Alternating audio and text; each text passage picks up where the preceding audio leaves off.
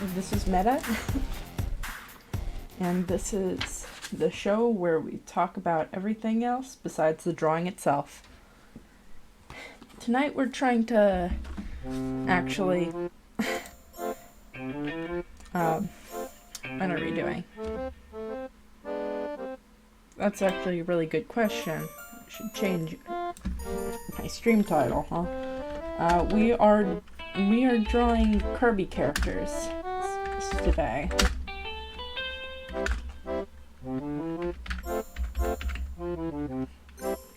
So we're gonna be going for the Dream Team exclusively, which will be King Dedede, Kirby, Meta Knight, and maybe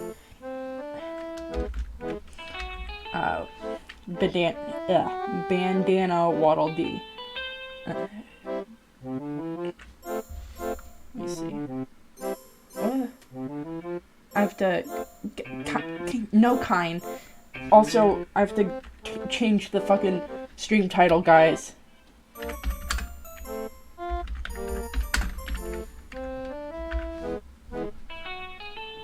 Alright.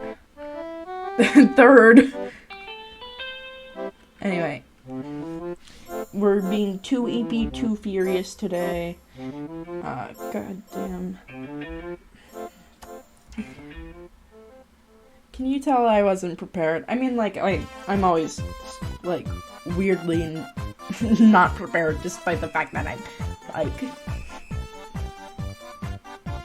I plan these, like, weeks in advance, but, the second that I turn on stream, immediately nothing in my brain. Saw someone who found a pillow in Japan with Kind on it. Fuck yeah. I don't know what your deal with Kind is, though, to be fair. He is really funny looking. He's a very funny fish.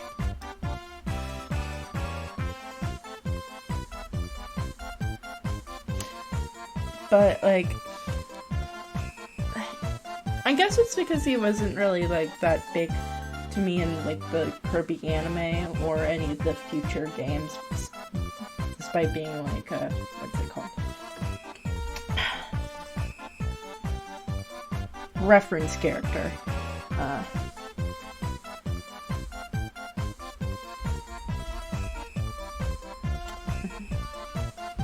Let me get myself situated.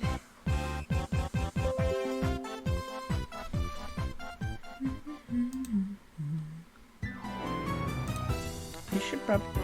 Is this, Alright. Yeah, I don't know. I just like funny fish. Fair enough.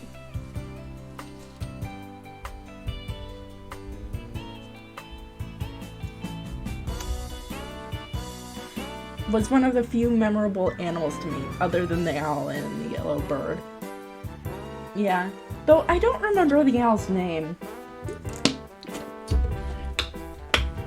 Like, that's the funny thing, is that, like... Oh, yeah. It's Ku, Kind, and... You just looked it up. Fair enough. Oh, and the hamster. The hamster was always, like, the one that I always remembered the most. His name was Ricky. And I know that straight off bat.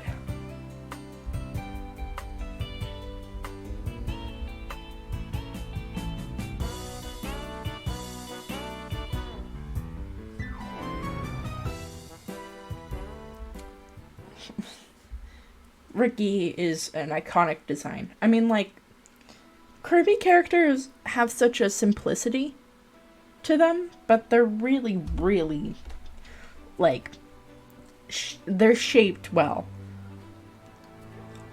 Like, the shapes are so, that makes sense. Let's see.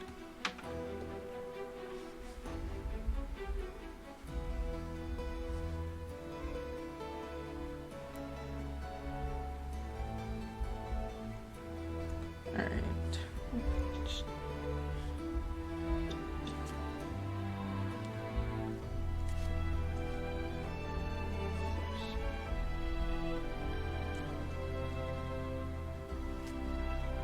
There we are. We have sent the tweet. We're good. We're gonna, like, draw something, maybe? I don't know, man. Also, I almost didn't stay checking Twitch because it was Thursday. Yeah, I'm sorry for the confusion, guys, but, like, but, you know, I have a new job now, and I have to work both Friday and Saturday, so, like, you know, I'm just trying to come up with the best solution in general. So, like, streams will probably be, like, a bit, like, sporadic, I guess. Well, not sporadic, they'll just be not always on Friday, which kind of sucks. Anyway. Let me get this up.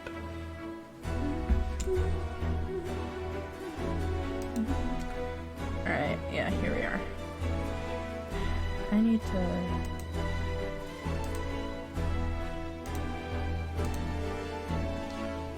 Also, let me see.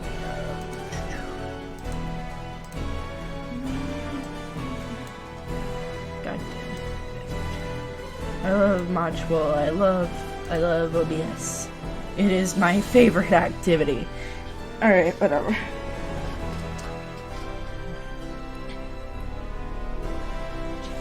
I really like how these guys are shaped in the newest Kirby game. Meta Knight sometimes has a cowl on him. I don't really like that on him. It's just something. Well, is that Bandana D? Yeah, that's Banana D.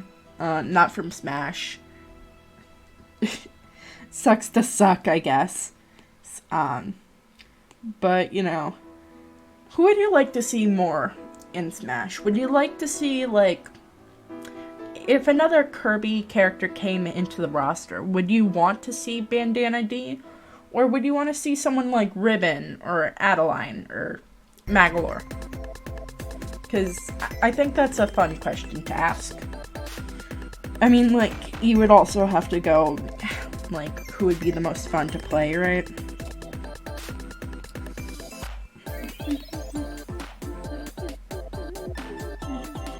I mean, like, I think that, like, Bandana D is, like, a fine enough character. It's just that, like, also, they a little bit boring. I'm not gonna lie. But I think it's just because, like, whatever. Nah, either the floating mouse god from the latest Kirby, Magolor, or one of his animal friends. Maybe a co-op of all the animal friends working together. Oh my god, it's Kine and Smash! Let's go! But yeah, when you said floaty mouse god, the immediate first reaction I had was like, oh yeah, Daroach would be cool in Smash. But I realized, no, you were talking about Elfine? I can't pronounce it correctly, but I think that, like, Magolor would be, like, different. Like, because you have to really think about their movesets, right? And like, Ku, Ricky, and Kine would be fun. They probably work similar to, like, a Pokemon trainer of the sort, or whatever. Kine would be randomly the broken one, too. Like how he was so broken, he can exit combos and hit stun freely, and is basically God now. I'm lurking. I'll try to be around soonish. That's totally fine, Maro. I mean, like, we're starting pretty late. No, you're not late either, Wolfie. Draw them with the shape of a friend. Will do. I will do it. Also, Wolfie, you aren't late. I just started late. Do not worry. So, like, yeah. But, yeah, it is really weird that, like, Steve is such, like, a powerful character. You're all 15 messages late, shaking my head. I missed everything. Kirby's already finished being drawn. What do you mean? Kirby's right there. I didn't draw that Kirby. Also, if you think that I drew this Kirby in Procreate, you are very mistaken. But seriously, I'm not really sure how the fuck we got a character like Steve. Though, like, I also really like Olimar, so, like, you know, I really shouldn't speak for myself. You know, like, I like characters like Olimar, I like characters like Mr. Game & Watch. But I can also have normal choices, like Pit. I could be a normal person. I played Meta Knight and Brawl. You know, I know what I'm doing, kind of. Not really. If you versed me in a match, I would almost definitely lose. But, you know, that's neither here nor there.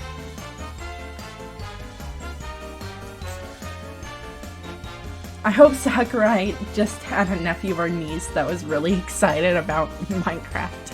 Yeah, I'll add them. Yeah, that would be really funny. Like, in general, like, they did Minecraft so well, in general, like, it's not like, Sonic or, well, like, they really did well with Pac-Man, but, like, Sonic was, like, his moveset fucking sucked when he was introduced. I was like, man, I can't wait to play Sonic. He fucking sucked. And, you know, I'm not really sure if he's gotten any better, but, you know, I was like,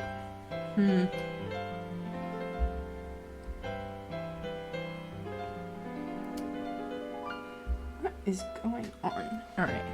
Yeah, Pac-Man is hype. Snake is also decent too, but, like, I feel like Konami, like, what's it? You know, Kojima, like, is more involved with Nintendo, so it doesn't feel like that much of a leap. But, like, Sonic, oh my god, I was so upset. I'm not even that big of a Sonic fan. I don't even really like his games. I liked playing the Chow Garden. Oh, and Game & Watch has evolved into a character absolutely brimming with personality now. Yeah, it is really great. Also, I just like Game & Watch players, too. Like, the amount of crazy shit you can do with Game & Watch is, like, really fun.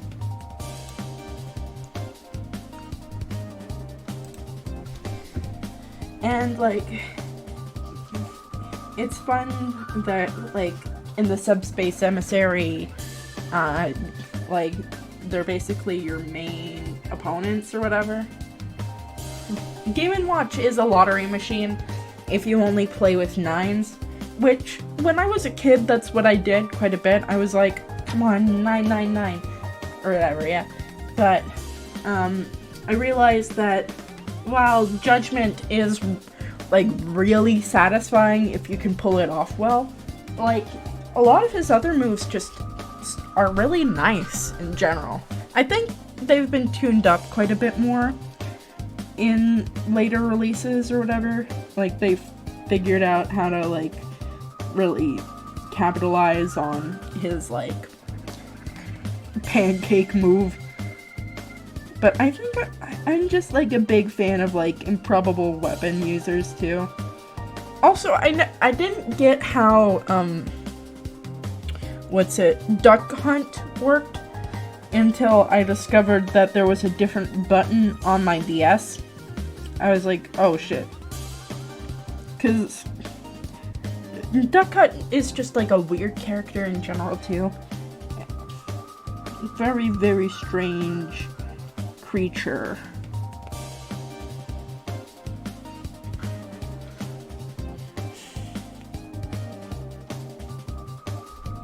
I think that we're only gonna try and do flat colors since we're going through so many characters, but, you know, it depends on how I'm feeling, because I might just go, yeah, I want to fucking color all of these guys.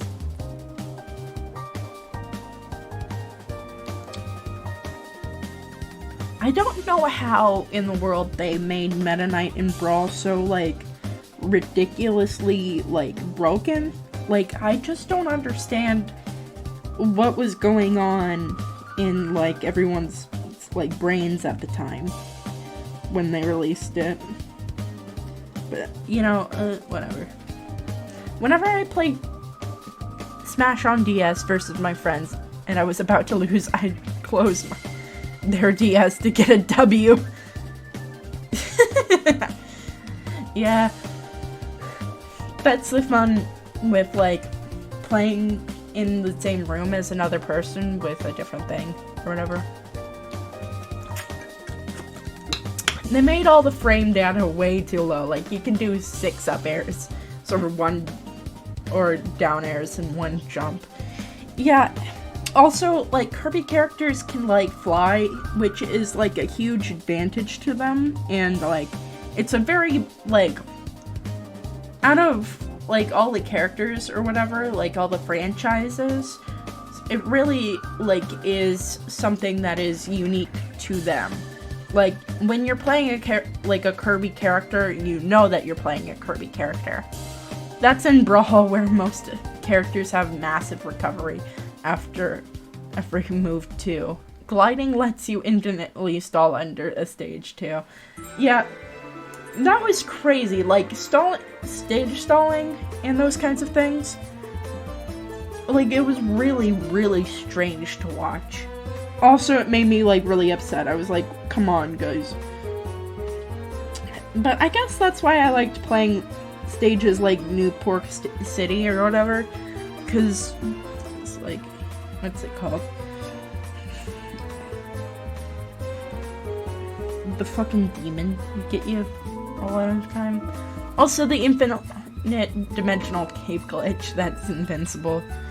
Yeah, like, despite being, like, a later game, it feels, like, way more broken than Melee. And I think it's also because of the controls of the Wii versus the controls of, like, the GameCube or whatever.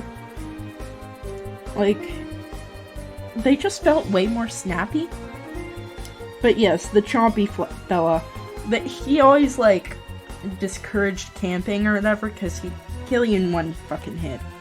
And that made me so fucking happy. I was like, thank you. Thank you, Stage Hazard, for, like, doing your job as a Stage Hazard. Because it's not like, I mean, you can kill him, but he'll be back.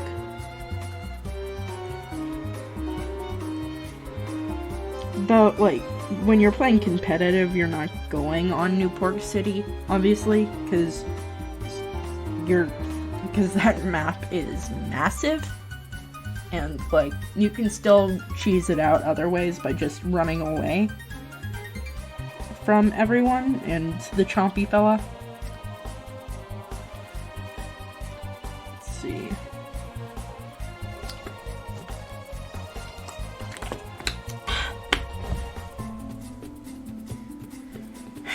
In these past few weeks or whatever, we've been getting a lot of... They've gotten, like, a shit ton of, like, new Elite content. I thought we would have to wait, like, a few months or something. But, like, we've just been getting thing after thing. It's crazy.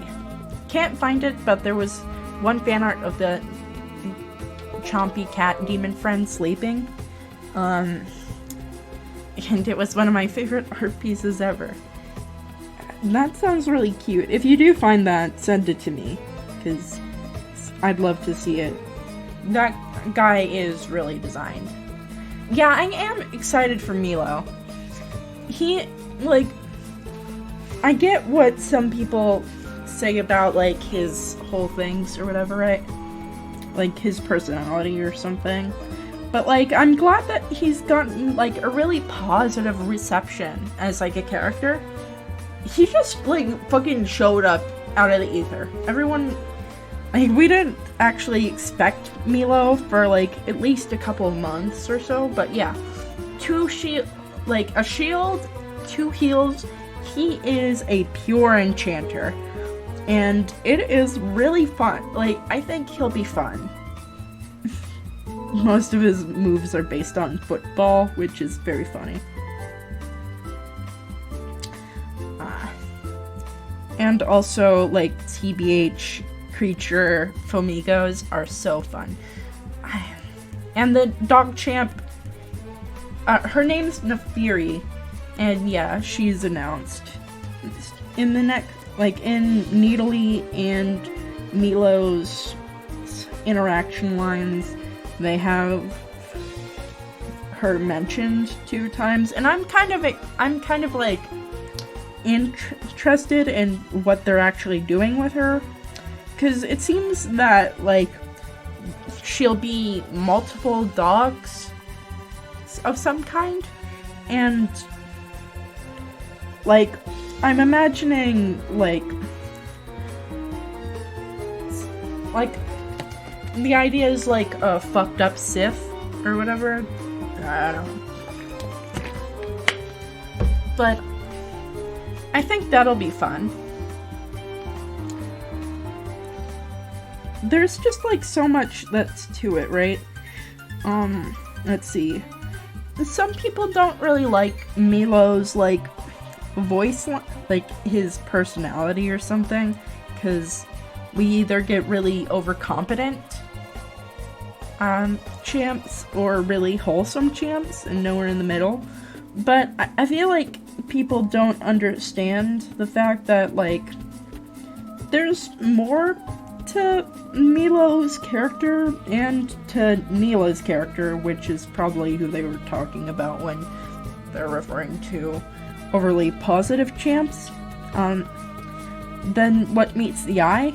I mean, obviously we've got the Encanto references, right? But the main thing, right, is that,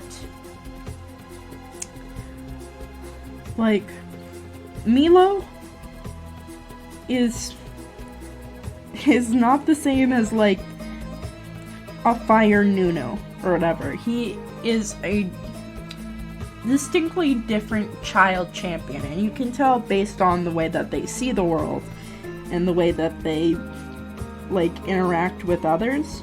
Like, they're both kind children, don't get me wrong, but they're not, he's not just spicy Nuno.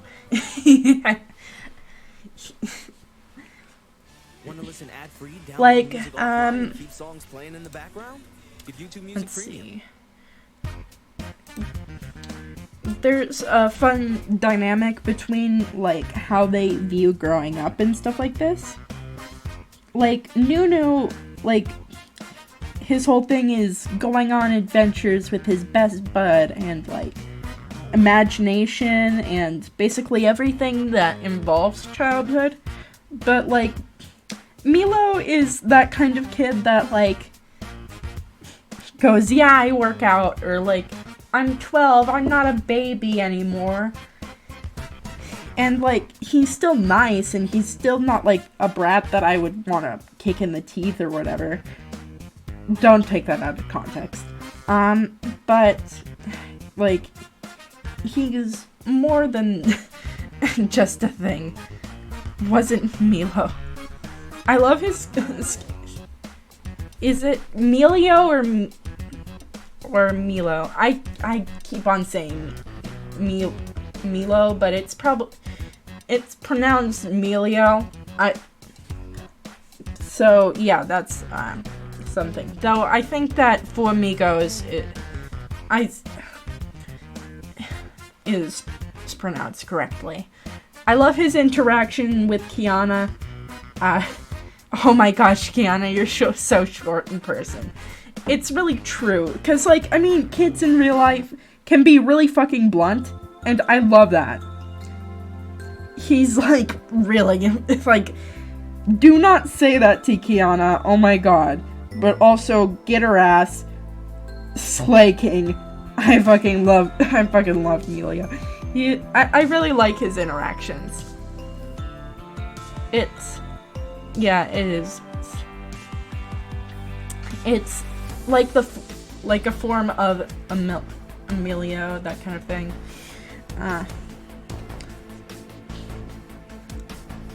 You know, I'm just saying it this way. I mean, like, a lot of people pronounce league champion names really strangely. Like, some people pronounce Vagar like Vigar, which sounds cool too, and I don't deny that. It fucking rules. Let's see. Oh, also, I really like in his like dialogue or whatever, how it's clear that he actually doesn't really wanna like go through the fucking jungle to reach the Vidalion or whatever, and he's like really homesick or whatever. It's the Yone moment all over again. People will say Yon. Me say V Igar because of Canadian accent. Actually, I think I say the other way. All of my friends say Kanye instead of Kane.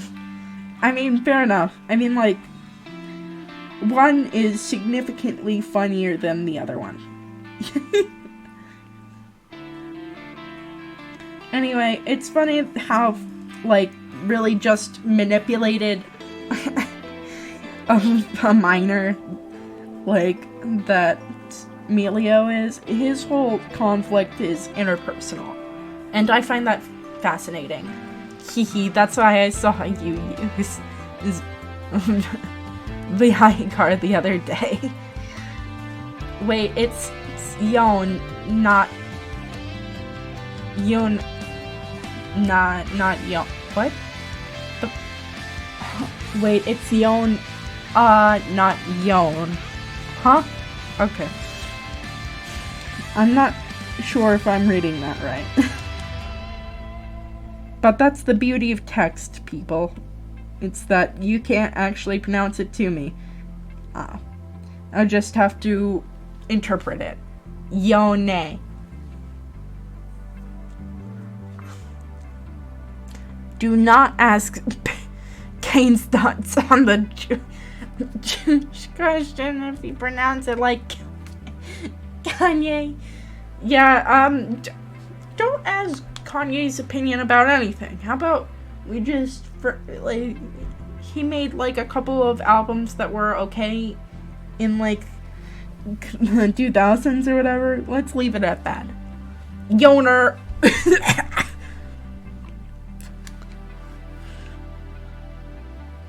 Honestly, like, Yone feels like such a, like, natural part of Yasuo as a character that I'm surprised that he wasn't released alongside Yasuo, but it makes sense that he wasn't. Or whatever, right? What about Graduation, though? Fuck off, man.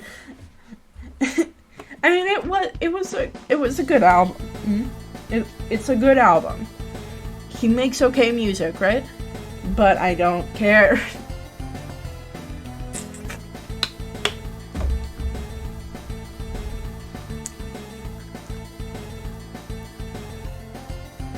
It's kind of like going, yeah, R. Kelly had some good music.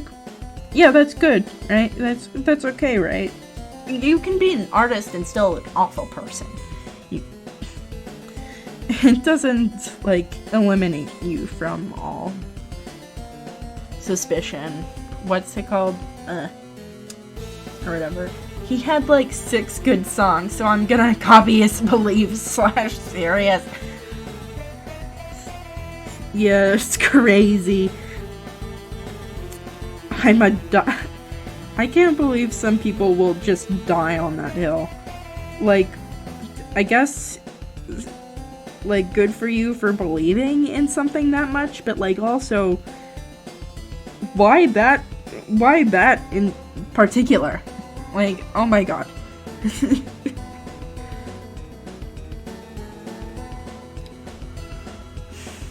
Okay, so you're drawing Meta Knight, and you are not hearing Meta Knight theme from Kirby and the Forgotten Land. What's your deal? Fucking... Alright. You are insufferable.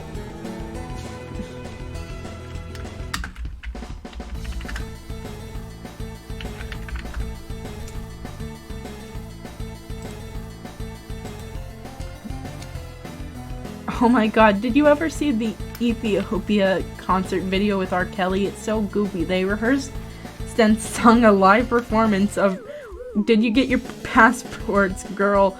Would you like to come back with Rob to America? No, I have not. I'm not that deep into music lore, okay?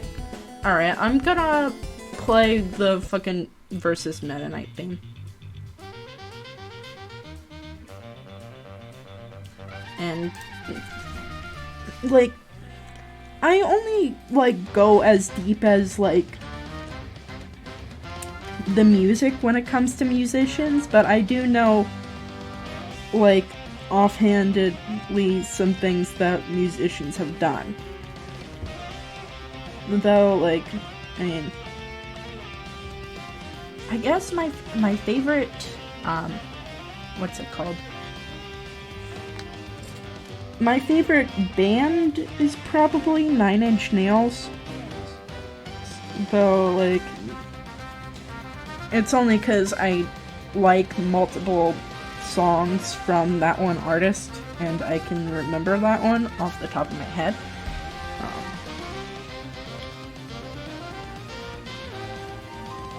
Anyway, we're drawing Spherical Zoro right now, so yeah. 9 Inch Nails. Now, what a name. Anyway, what are the popular songs from 9 Inch Nails? Well, the most famous one is Closer.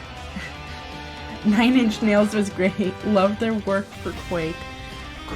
They actually would probably recognize them if I heard them. Closer is the #1 most played song by them, or whatever. Fucking bangs. Sunspots is another one. Let me get my fucking phone. Because I can't play it on stream because I'll get fucking copyrighted down to the high heavens. But, I could probably send you it if I had a second here. Also, I didn't know that... Oh my god, they stole Closer from the Chainsmokers. They actually released it before the Chainsmokers, so it's like the Chainsmokers made a worse song.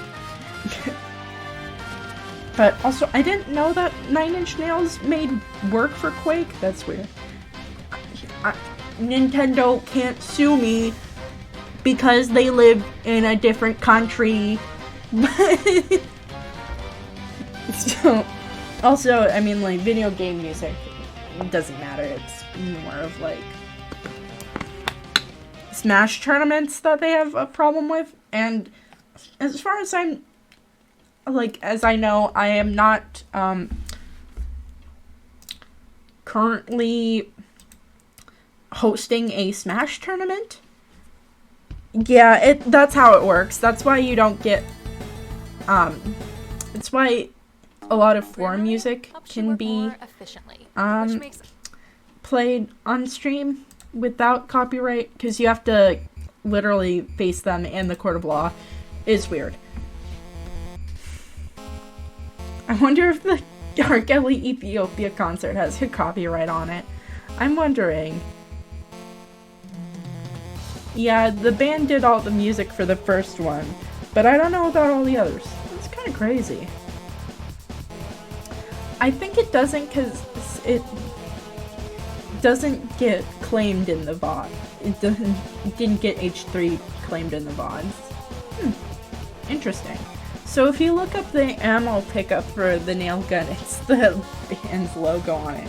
That's fucking crazy. I'm glad they did that. Anyway, let's see. I also like Discipline, and Into the Void. But I'm guessing it's because it's a live recording from a while ago.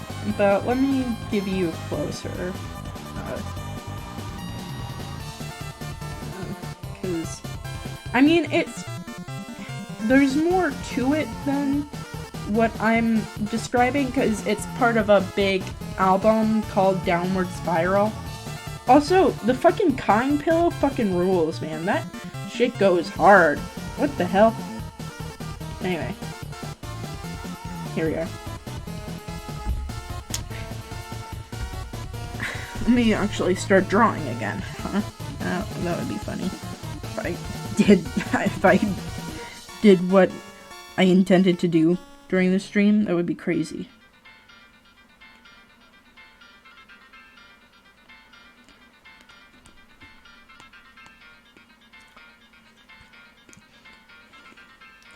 Honestly, that's pretty cool that they did music for Quake, though.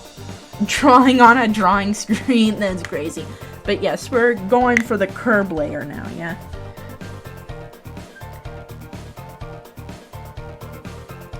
Now, what you want to do for Kirby, right, is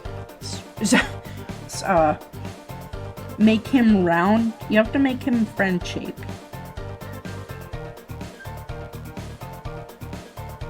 I'm gonna make this go Poyo. Yeah, it's vital. Also, it is pretty wacky that I'm drawing on a drawing stream. It's kind of crazy, guys. Let's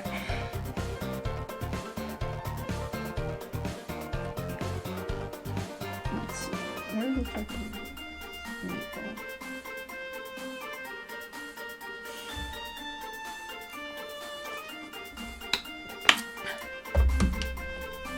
Kirby song, first you draw a square. Listen, I'm not... Here's the square. Have fun with the square, chat, okay? Then some arms and a leg. And presto, it's Kirby, alright. Alright, so we've got 2 Kirbys now. Gonna make this Kirbo. Cause, see, he's baby. Kirby baby. And that's a main trait you have to get down, is that he baby. And so...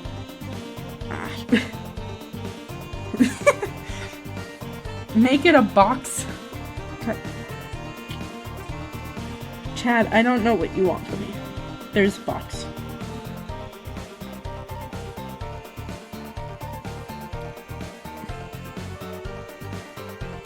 Let's see.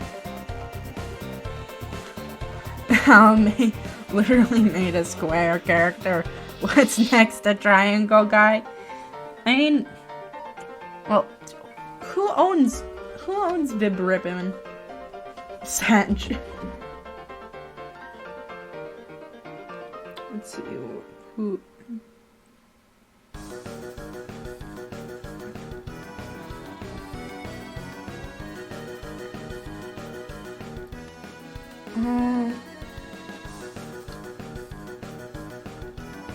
I mean, Vib Ribbon isn't really a triangle. It's just the best triangle example of a character I can think of off the top of my head. Also, I think that Golden is now listening to Closer by 9 Inch Nails, which is always a good step in the process of understanding Meta's deranged psyche.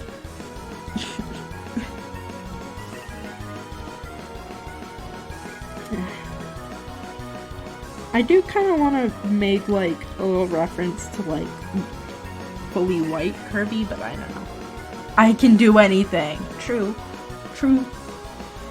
Me when I'm just a little clown, me when I'm just a little guy, he's a I mean, like, Jubble is kind of like a certified little guy. Though, I mean, I feel like Spampton's more of a little guy than Jubble is. Like, I can forgive Spampton's crimes a little bit more than Jubble, but I think that's because Funny Salesman is Funny salesman just appealed to me. Shovel's a little shit. I can't beat that fight. Yeah, it is a really fucking difficult fight, man. I don't blame you. I mean, I don't think I could finish it. Definitely little guy Well, speaking of little guys, huh? Do I have this on... I feel like...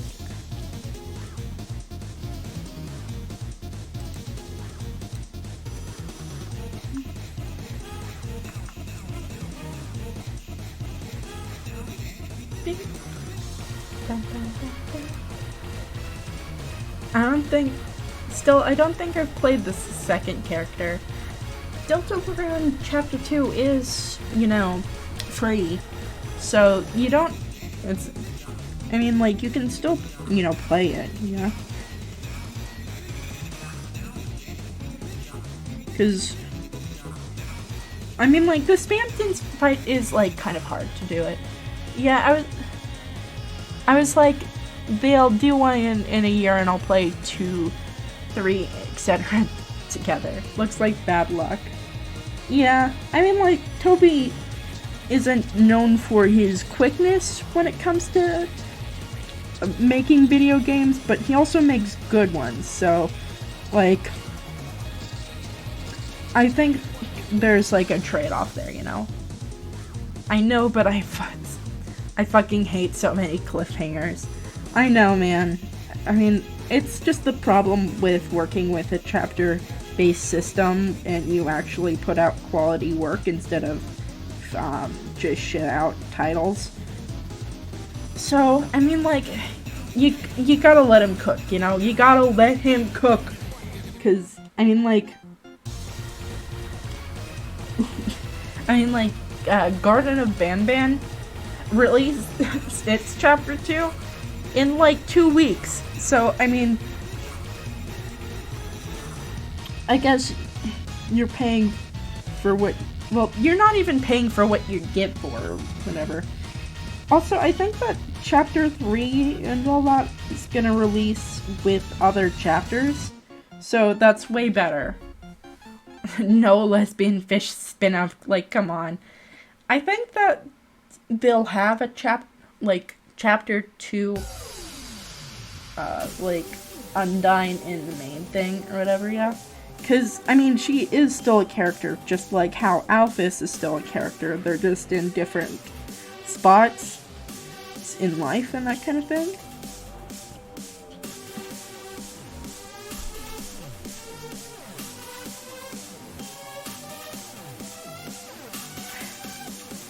How are you feeling with Kirby baggy sleeves over here? I know that I'm not really supposed to talk about the drawing, guys, but, like...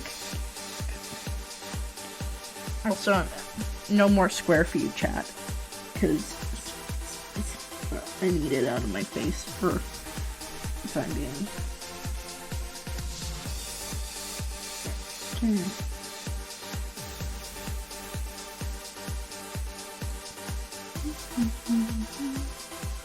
Riot! But the characters are not the same, right? It's like a Majora's Mask type deal, right? Yeah, it's true. Like, they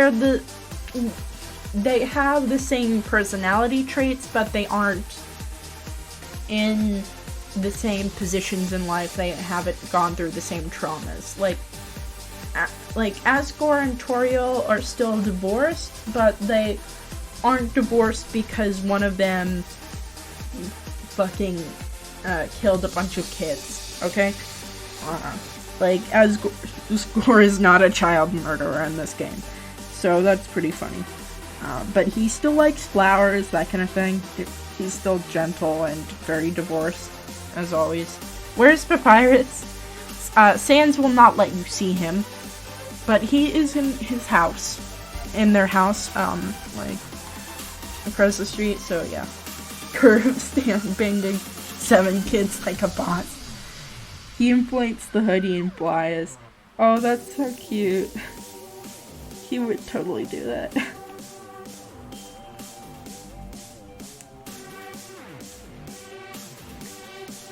Alright. how much bigger is Dedede than everyone else? Pretty fucking big, actually. Dedede layer.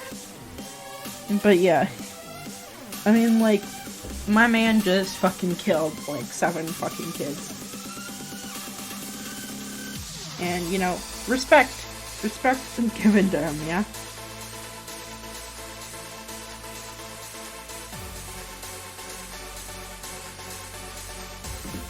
Let's see.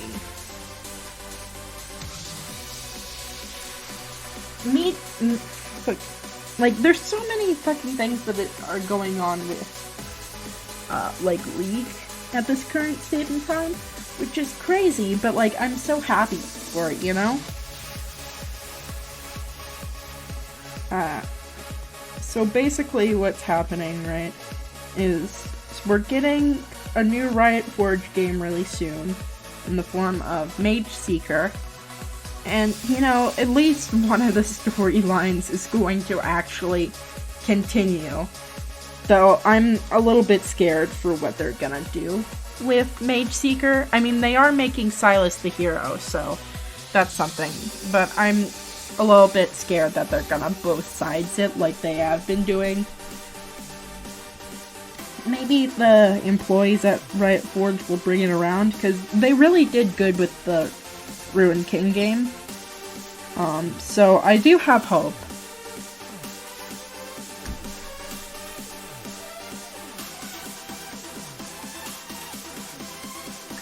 But, you know, yeah, Smelly Rat Man.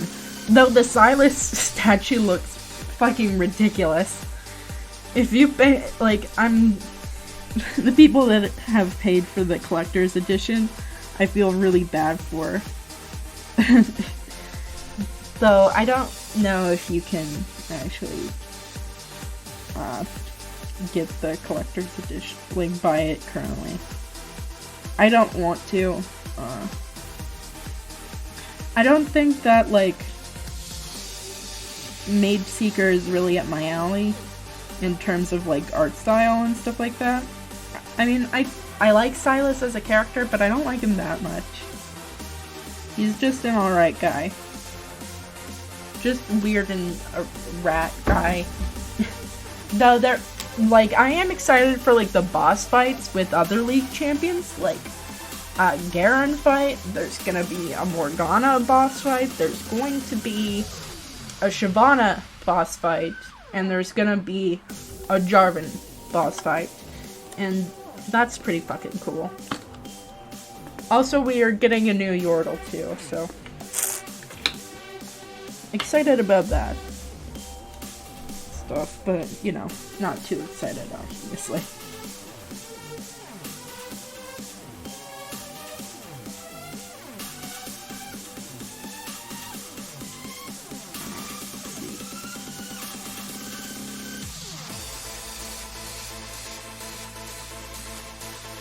Garen losing 0-100 game. Yeah, I mean, like, Garen is really, really hard to lose with, so, I mean, like, a Garen boss fight, that'll be, like, crazy hard.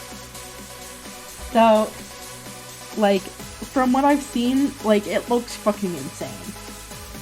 And I'm, like, excited for, like, what it'll, like, I'm excited for the story, I'm excited for, like, the characters to get a spotlight on them, and that kind of thing. Though, what I really fucking want is, like, an optional, like, Poppy, boss fight of some kind. Or maybe just, like, having her be, like, a character that's in the game. But the main thing I want is, like, a Galio boss fight, because he was fucking, like, built for a boss fight. Are you kidding me? Like, or, like, at least having him, like, be somewhat in the game, you know? Because, like, he's just, like, perfect for that kind of, like, scenario.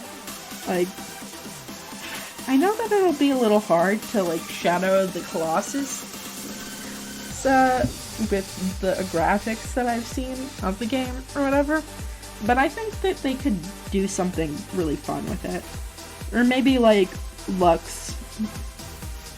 So, I mean, like, it seems like Lux is going to help you or something during the game, which, I mean, okay, cool. But whatever. Personally, I know there's a lot of people that are more excited for it than I am, because I'm just not a big Demacia fan.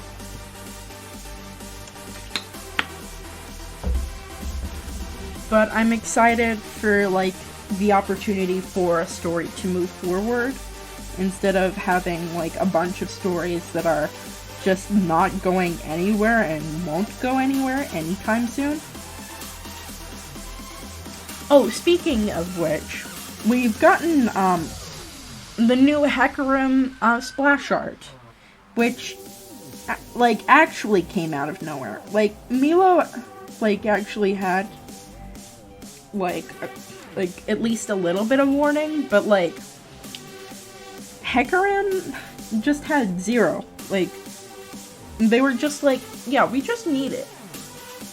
What don't you like about Hecarim's new splash art? I really want to know, because personally, I do actually like it quite a bit.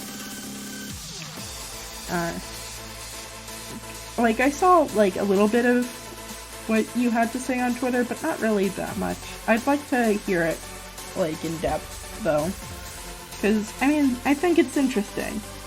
Because, obviously, we have different ways of viewing media, and, you know, we have different histories with said character. So,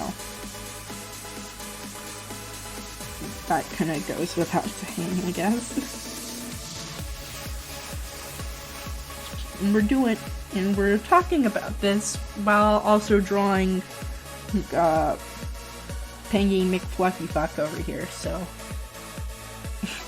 kind of goes hand in hand, I guess, right? Removing the skull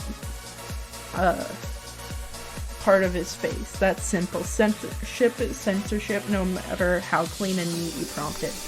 Pisses me off. Yeah, I mean, I get where you're coming from with that. Though, like, the skull bits on his, like, legs, I'm glad that they removed. Like, that was just kind of really... it made him look like one of those He-Man villains, and that's not really the energy that Hecarim is actually supposed to carry. Let me see. I know that they updated Cassidon's splash art a while back too, and that looked cool.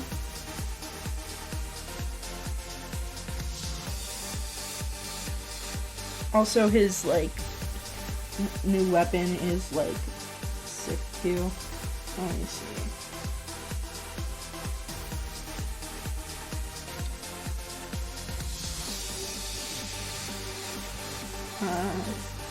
Skull part of his face.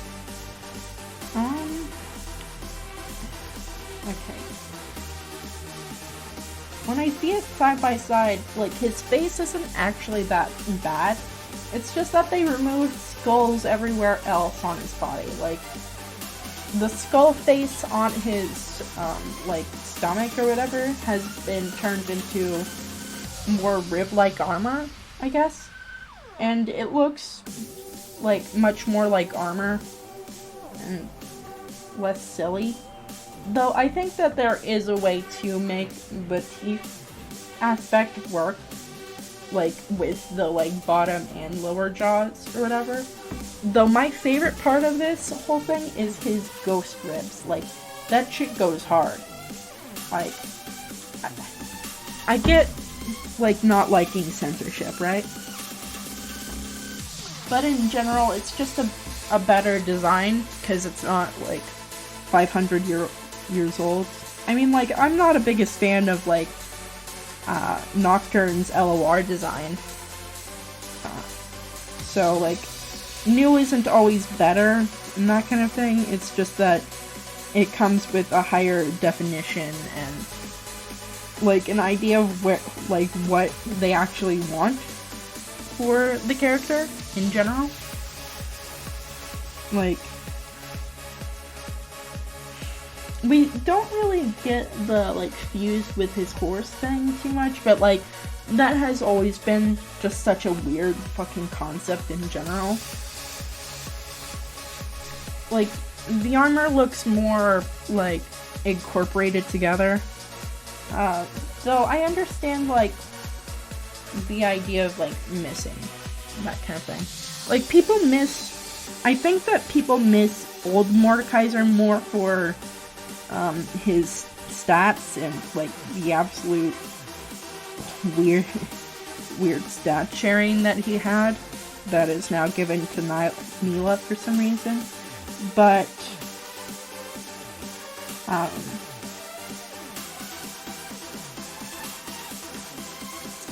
like, in terms of Mord's old design, it's, like, fucking ridiculous.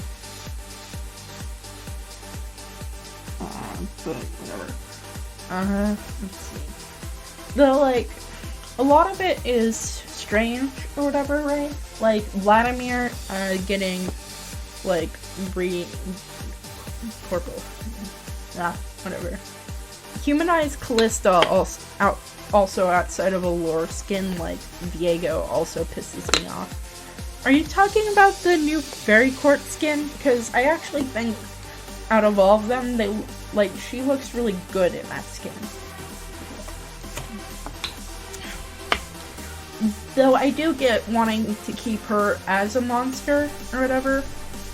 Though I'm really not sure why she didn't get a lore skin like Viego did. Like, that is just... Like, she was the protagonist of that fucking book.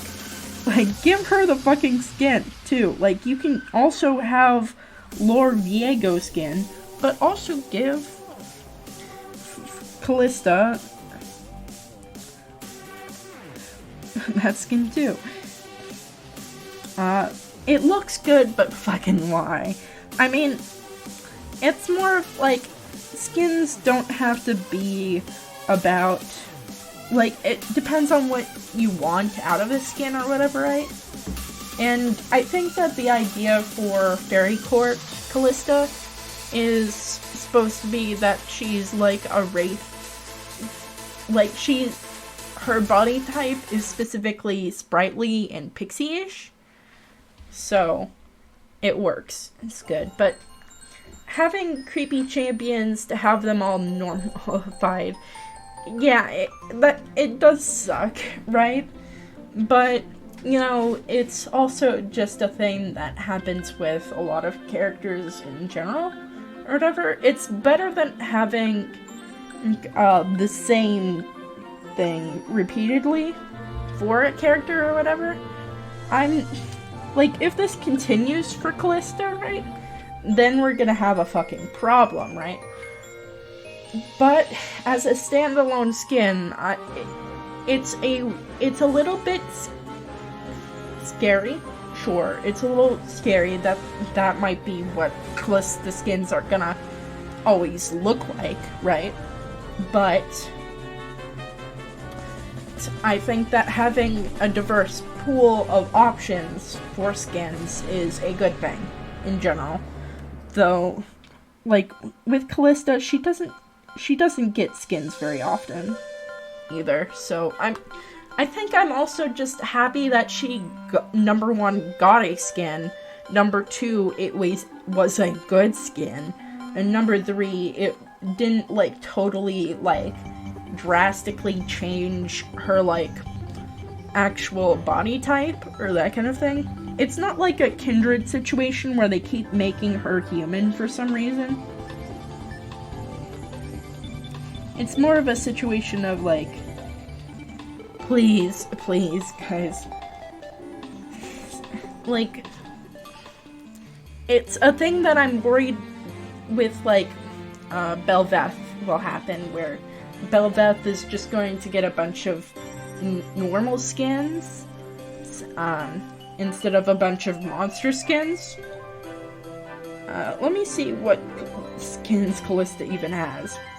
It's not as bad as it's not as bad as two skins of Human Kindred, I'll give you that. You know, Like, and that's kind of the point, right? Like, Callista doesn't have that many skins, so I'm just happy that, like, they are, like, good. Like, she's gotten consistently, like, alright skins, you know?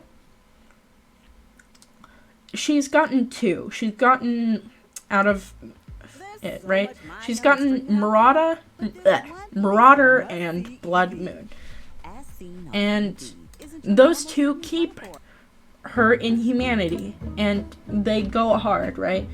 And, you know, as long as it's not a consistent issue, right? Like, Marauder Callista fucking rules. But out of all of those skins, I think it looks the best out of all of them, right? And, like, Callista Blood Moon, it's okay. And Championship.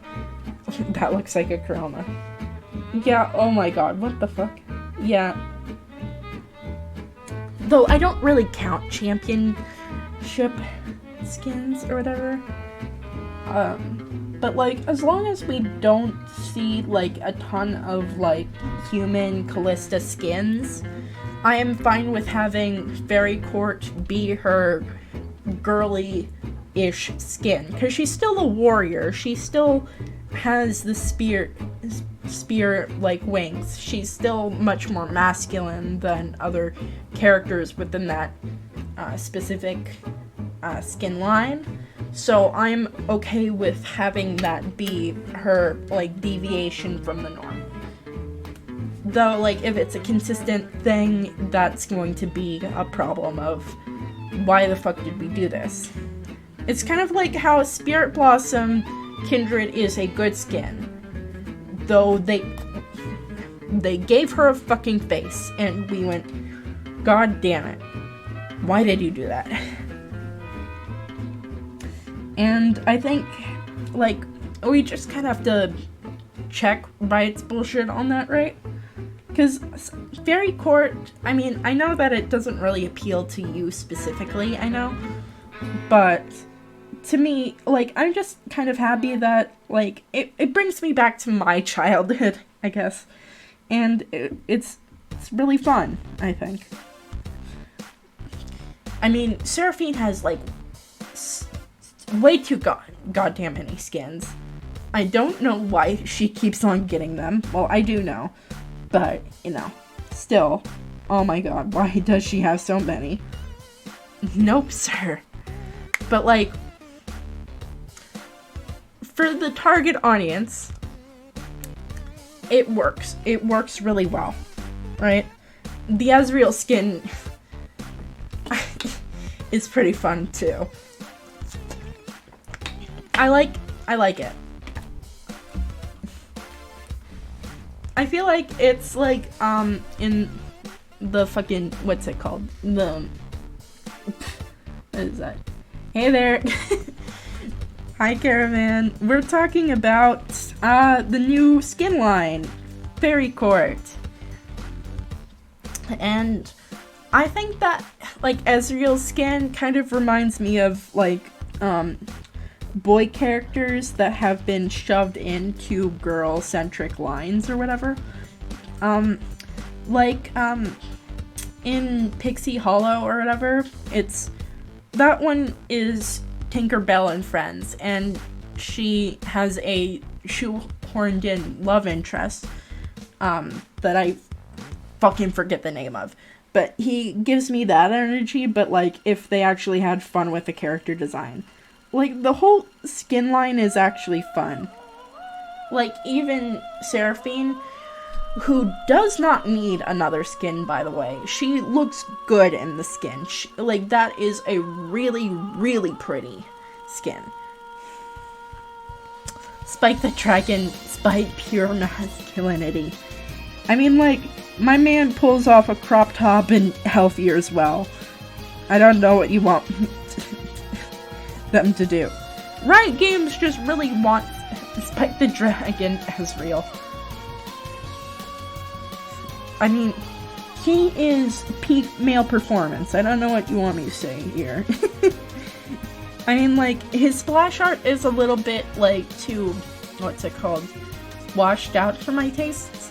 I think that it would be way more fun if it had more of the candy color as, like, as, you know, Seraphine's splash art, that kind of thing.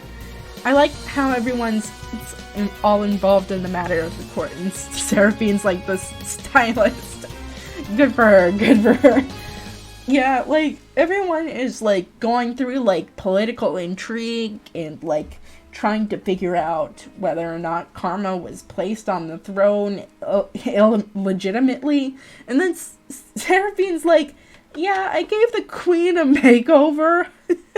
And, you know, that, you know, she girl bossed real hard that time.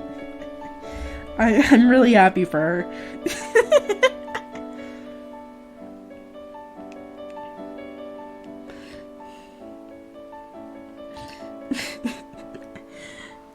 Like, she is also, like, apparently, like, a siren of some kind, which, I mean, like, fits her very well. And her splash art is fucking gorgeous. But god damn it, man. Seraphine, please, let other characters who haven't had skins in fucking forever eat for the love of God. Also, Melio's skin, like, I do like the fact that he was, like, put as in Fairy Court for his release skin. I think it looks good, though I wish that the autumn colors on his splash art just looked better. Like, I just want more, like, Callista's splash art, like, just set, like, the standard way too high for, like, other autumn splash arts. I'm like, goddamn, like, give him more, like, oranges in there. Like, autumn is so pretty as a color scheme, and, like, Riot knows how to do it, but, you know. It's fun on the few champion power level tier lists I've seen. Like, the unanimous verdict is Seraphine is the weakest of them all. I mean, true, she can hear souls and sing, and, you know, she's girl bossing. She's girl bossing, really. She girl bossed her way past places she really should not be in. Like, goddamn. Though I do like what they did for her in LOR. Also, I like that our little buddy, Vagar Nation, is like one of the most powerful beings in all of Runeterra. Like, he's just like ridiculously strong. Like, why the fuck does he have celestial magic? Why? Huh? Also, like, if you count his stacking mechanics, crazy. Seraphine Shonen training arc when? Yeah, that would be fun. I would totally. I mean, like, if they, like, actually addressed the whole, like, hex tech situation with her, I would totally love to see, like, a training arc of, like, her and, like, another, like, Zonite or something, like, Zondiva.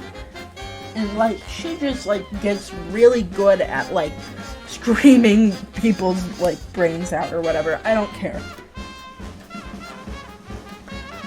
But, like, I think that would be fun. I think it would be really fun.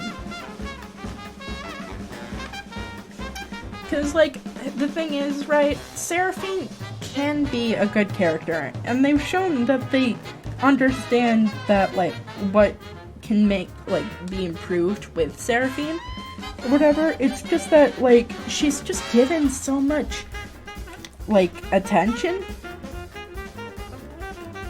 like, by both sides. High School Musical style Zon Piltover movie. That would be funny. I'd like that. Like, some champions like Mundo haven't gotten a skin in, like, forever. I think that Fairy Court Mundo would be funny. I would love to see that, actually. He's like a winter one. No, not a winter one, because that's his last skin. Classy School versus the rowdy one. It's the classy private school versus the inner city public school.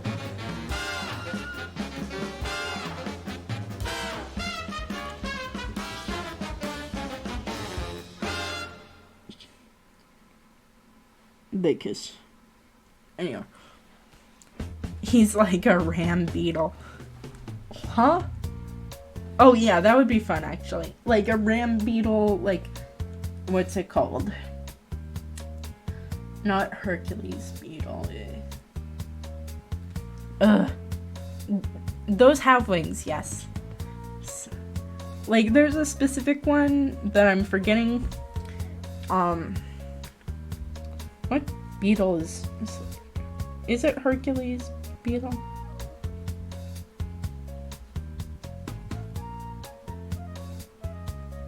It is. What the hell? But I think that would be fun for him. He's like an autumn fairy or something, and he's just like one of the like top guards, and he just fails his way upwards.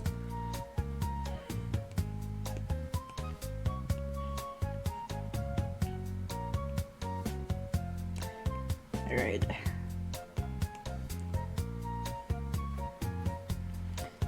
Get Bandana D in there.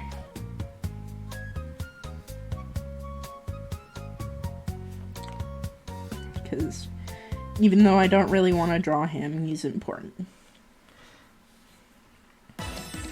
I'm gonna mention that you gave my boy DDD a goatee and did not elaborate.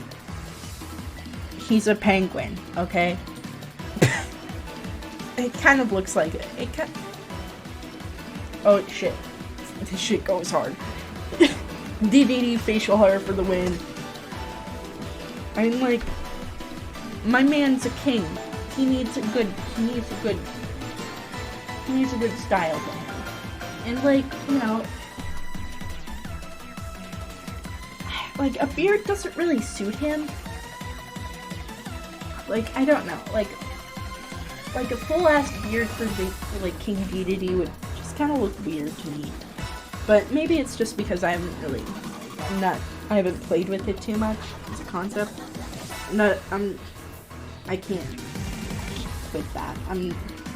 I'm closing myself off to the option of that. Also, DARPA, Eepy fucking rules as anything.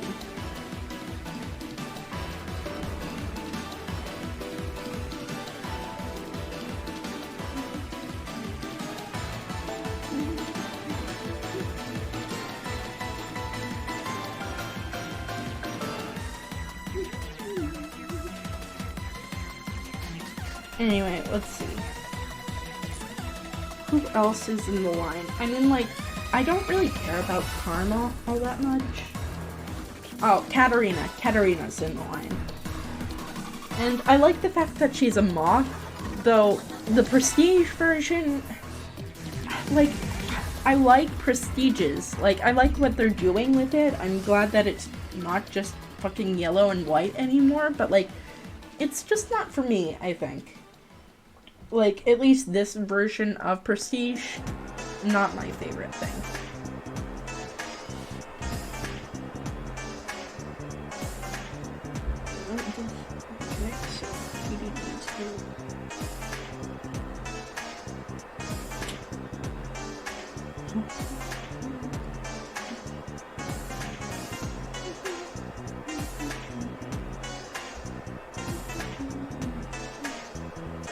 Anyway,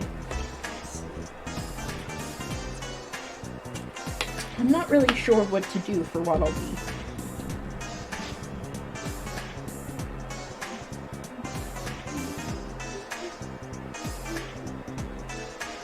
Does Bandana Waddle Dee even have a personality? I'm not even sure. Like, besides being a soldier. I got Ashen Ward, so they better not release any Gemstone Vagar Prestige skin for a while, or I'm killing people. Yeah, like, I would also kill people if that happened. Like, if they... I mean, because, like, a Veigar Prestige skin would be really fucking cool, I think. But it's also because we don't have any Yordle Prestige skins. It's just gone to, like, traditionally attractive champs. And, I mean, it's worked for Kiana, but I think it worked... Like, the Prestige skins I like are Kiana's. I liked Echo's. I liked Cassante's. But, like... A gemstone Veigar skin would go fucking hard. And just, like, that would be fucking so sick, honestly. Bandana D is the most loyal soldier. The only one to watch DDD during the Revenge of the King boss fight. They're the one that admires the rest of the three and is relegated to the straight man because most of the time because everyone else is crazy. They will also try to stop Kirby in the most heroic way possible.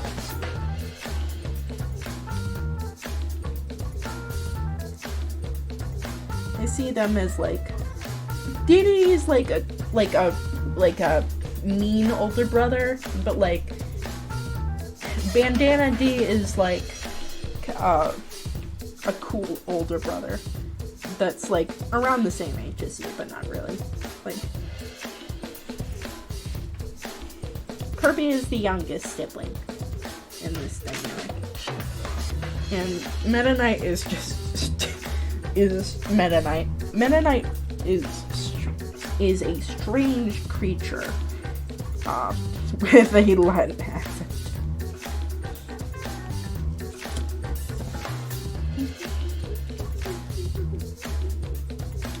Precious Wayne.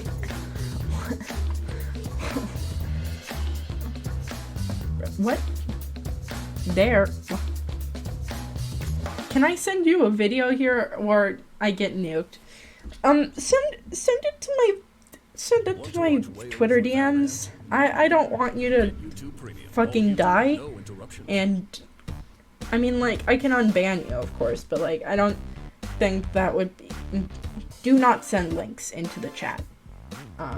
Just send it through the Twitter DM. Because even if it works, you know, we want to be safe here.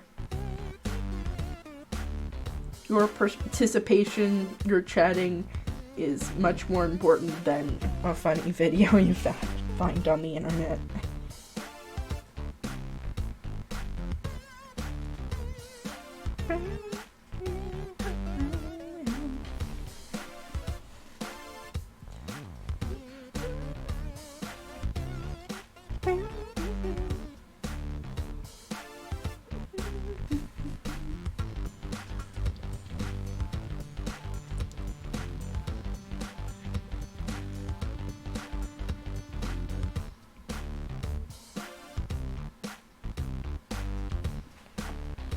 Let's see. Anyway, let's see. Caravan, who's your favorite out of the new skins? Because a lot of them are so pretty. I forgot to mention Fiora, but I don't know. I don't really like the Spring Fairies designs all that much. The Most Valiant Soldier 07. Okay, I have to skip to a certain times. God damn it.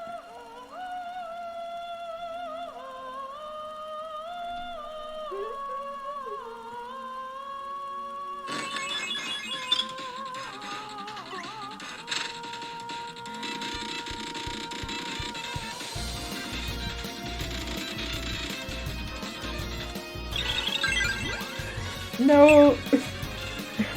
Bandana D, don't fucking do it, bro.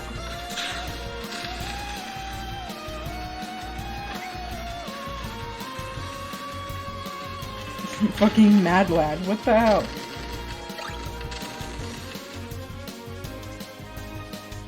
He knew he was done for, but he is the most MVP, actually. MVP. Crazy. My man, most They even gave him a boss health bar. He is a hero.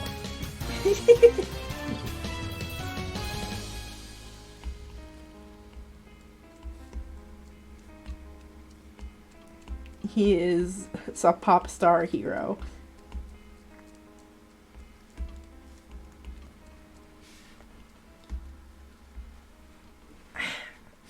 I don't know which of the main Kirby bosses I dislike the most. I think maybe it's Wispy Woods, but I think it's just because he's so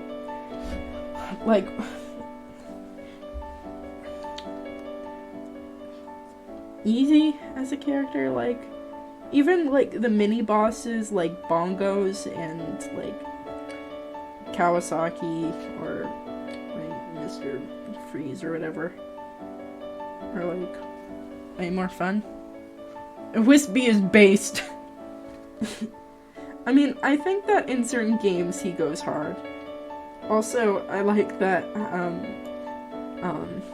he's just that's essentially what the epilogues, his final boss is essentially, and spoilers.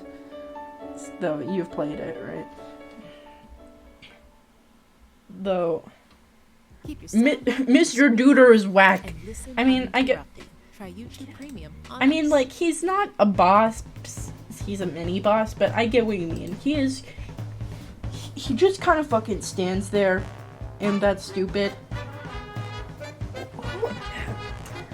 My favorite boss, besides final bosses, I'm forgetting the name off the top of my head, but he's from, what's it called? Epic Yarn.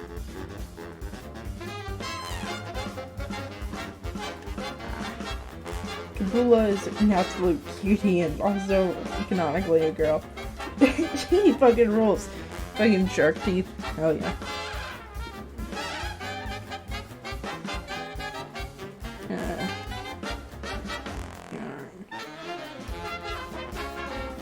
Squashini. Squashini is my favorite boss. He's not particularly, challenging, but the Great Squashini fucking rules. That, he goes so hard, man.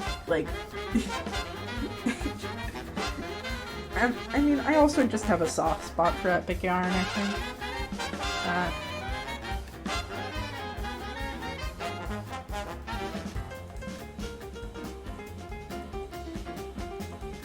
Also, I like Paint Roller quite a bit. I don't know what it is about him, but I just really like Paint Roller. I don't know why. I like the mouth bandana D ninja look. Fits him well. I mean, we don't see his mouth or whatever, so I wanted to replicate that with having him wear a mask essentially, right? That way we can keep him mouthless and still keep him within the realms of being a human. You know? Also, his hair is supposed to be the shape of, what's it called? His general, face shape or whatever. The whole thing is supposed to look like that. The butterfly is the most evil entity. I think Morpho, the butterfly that, transforms Morpho Knight or whatever is supposed to, kind of represent death or something. But, we have, zero fucking idea. So, it's all, up in the air, I feel.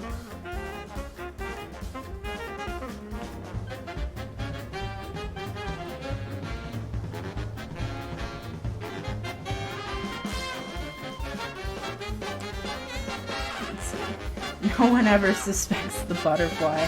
True. I really, really like, what's it? I'm not the biggest fan of Highness, but I like,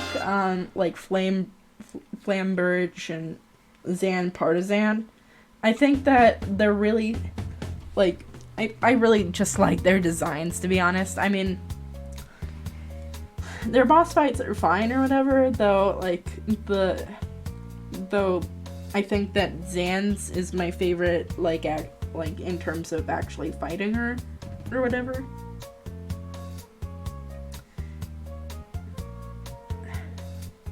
Though, yeah, whatever. I like Void Termina. We got Kirby Soul. What do you guys think of Marks? Or whatever. Highness looks incredibly goofy, but I love it because it reminds me of an old Spanish comic that Goofy knows. He is pretty funny.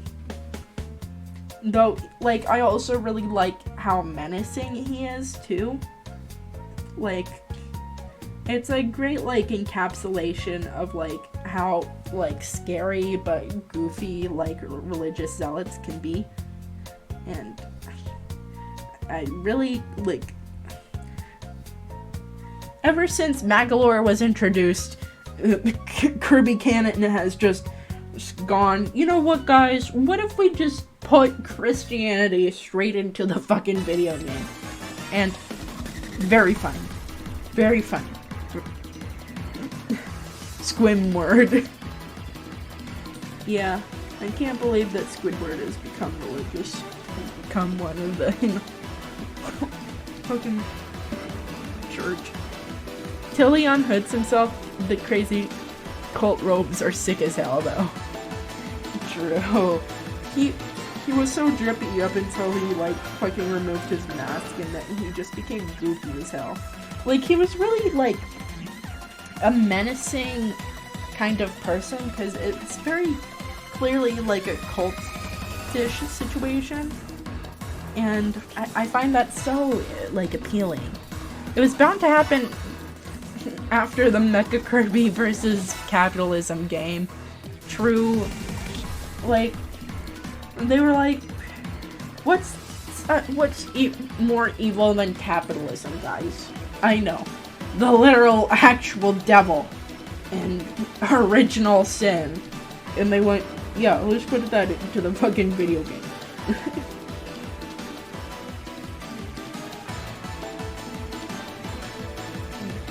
Like, we had Dead Wife material, and we had Zero, and all that stuff. We just keep on getting, like, really strange and dark pieces of Kirby lore, and we're just like, yeah, and just move on with our fucking thing. And, you know, I think that's just great. Because, I mean, like, it's kind of, like, part of what the Kirby series is known for. But, like, Marks is just, like, Marks. He's just, like, a fucking clown. And everyone went, yeah, I fucking hate this clown guy. And then you split him in goddamn half, and he makes a ear-piercing fucking scream. And, you know, that's the end of it. Very funny, very funny. Marks was literally, like, one of Kirby's friends, and then he just decided one day that he wanted power, and just fucking kicks Kirby off to the fucking side. Honestly, baller-ass move. Respect to where it is. Like, I can't believe that.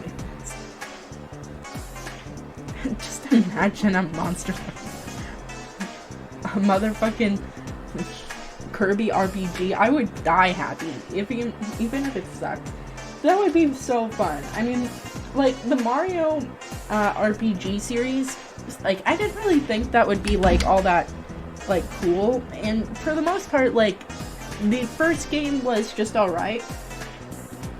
But a Kirby RPG series would go hard. I mean, like, Kirby, like, the main thing that I would just want to see happen is Kirby not speaking. Kirby cannot speak, but everyone else can. And that's the main thing. Keep it that way. Because, I mean, like, we can have Kirby's thoughts and, like, general opinions or whatever, but, like, main thing is that, like, most, like, all the characters have, like, way more dialogue.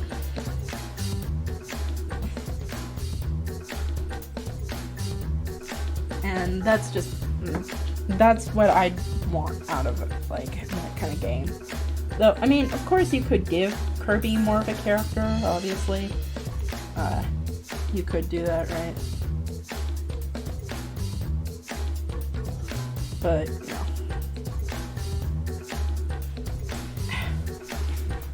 I have just increased line weight as we went on. Just make him talk and burn people like in Kirby Avalanche Fever Dream game. That would be fucking funny. This bandana probably is making me go crazy. I like his general design, it's just that, like, we're out here struggling. He'll just be like that right now. He's transparent.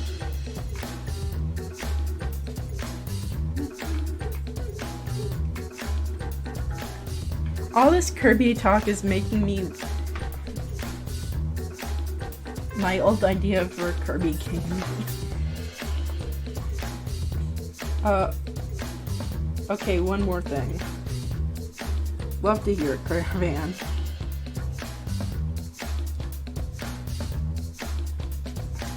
I mean, like, we just have a little bit of fun here. Listen to Chill Hop with your screen locked and study uninterrupted. Try YouTube Premium on us. I'm not getting YouTube Premium. Which one of the enemy/ally buddies would you rather be? Like, you'd become it or something. Like, I think I like Wesker quite a bit. But I'm also, like, I like Whip Kirby quite a bit as, like, a power-up in general. So, like, that's one. Literally all the guys would be so cute. I don't remember what the yo-yo guy is called. I have to look that up. But Wesker is one of them. Wesker is one of them.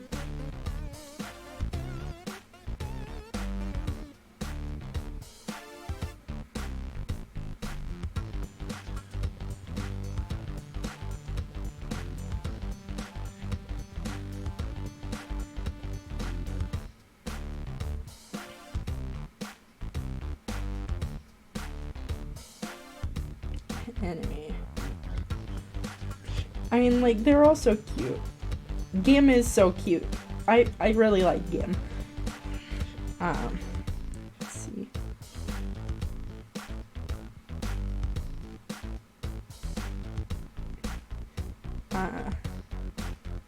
Probably DDD if that's an option. Well, I mean, DDD fucking rules, okay? That's just, like, a fact, okay?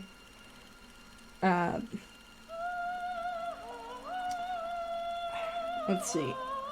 I wouldn't want to be Bonkers, though. I mean, Bonker's really funny.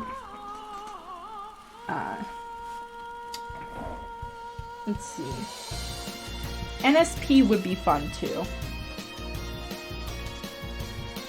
But I don't think I would want to be Plug.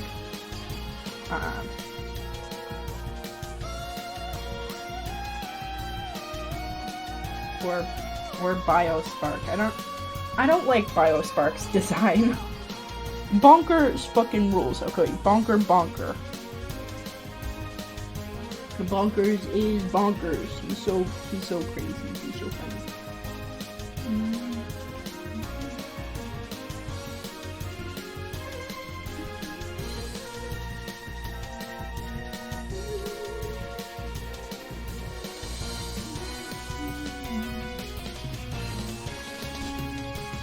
I don't want to be Drillby. Let's see. Who would you want to be? The other day, I heard a clip of the anime, and listen how Waddle do sounds in Japanese. I almost died. So precious. what I'll do in English is like kind of scary sounding. So I'm kind of excited to hear this. Let me see. Plug. Don Puffle. That's for Festival Kirby.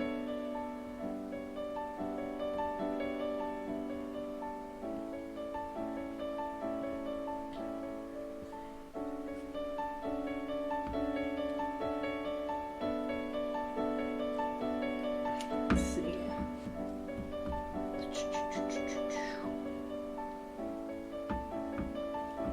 Mark's on ball. Mark's balling out here. Bugsy. Take your videos offline and watch uninterrupted. Try YouTube Premium on us. Earliest YouTube memories is when we moved to America and watched the 4Kid dubs on a playlist. It's pretty much gone now because of copyright, but it's what made me fall in love with the series. I think I also watched that same playlist because that 4Kids like YouTube thing or whatever, that's what like I fucking watched that all fucking day. Because I mean, like, it's not like I was gonna go on to fucking TV and like go for it, you know?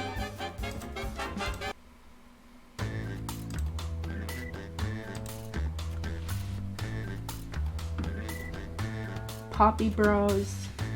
Fun. Oh my fucking stomach.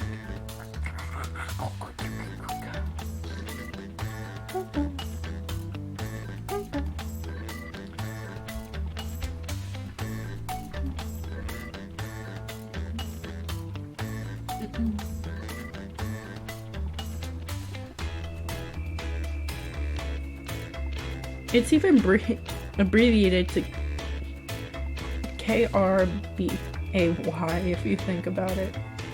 Gordos are cute. Man's best friends. I love spiking and at players in fucking in Smash. Fucking awesome ledge guard. I am such a good Smash. I'm just an alright Smash Bros player. I don't want to lie to myself here.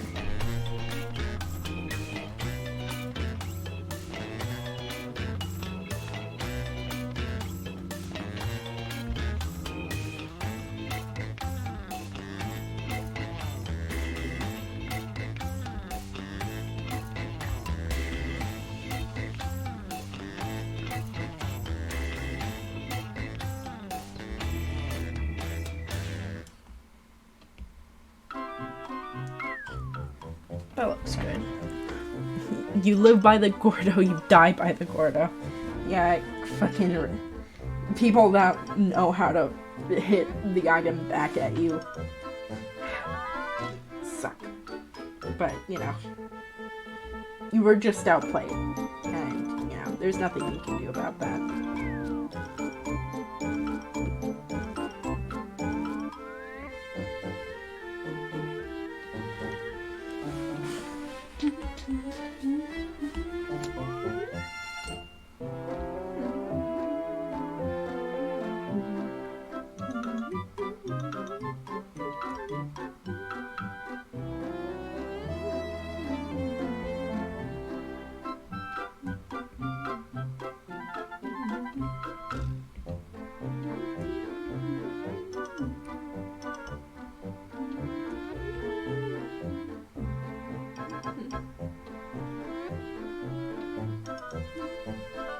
I'll have to go over with this again. Ow.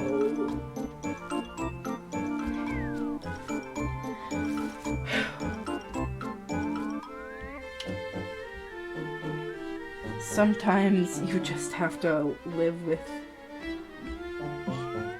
pain, and it sucks, and you know, you just kind of have to hate your life for, like, I don't know, few hours, a few minutes, maybe a week. I don't fucking know.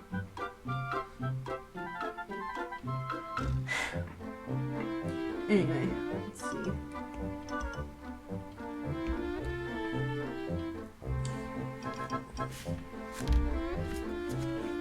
You know what I'm surprised at? Like, that we didn't get a Lulu Fairy Court skin. Like, I feel like that's so obvious. I've been making little refs or whatever, and I think that a winter one would go great for her, since she doesn't really have, like, she does have a winter skin, but it's not, like, specifically related to anything. So I think that I can work it in well enough into it. But I think, like, you know, it's all like a learning process, obviously. The fairy champion getting a fairy skin. Crazy. I fucking know, man. I'm really reinventing the wheel. But, you know.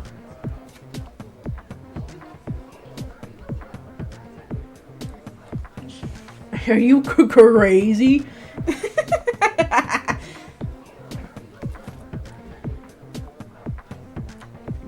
Yeah, I think it's crazy enough that it just might work. Or whatever. That's how in action movies it goes, right?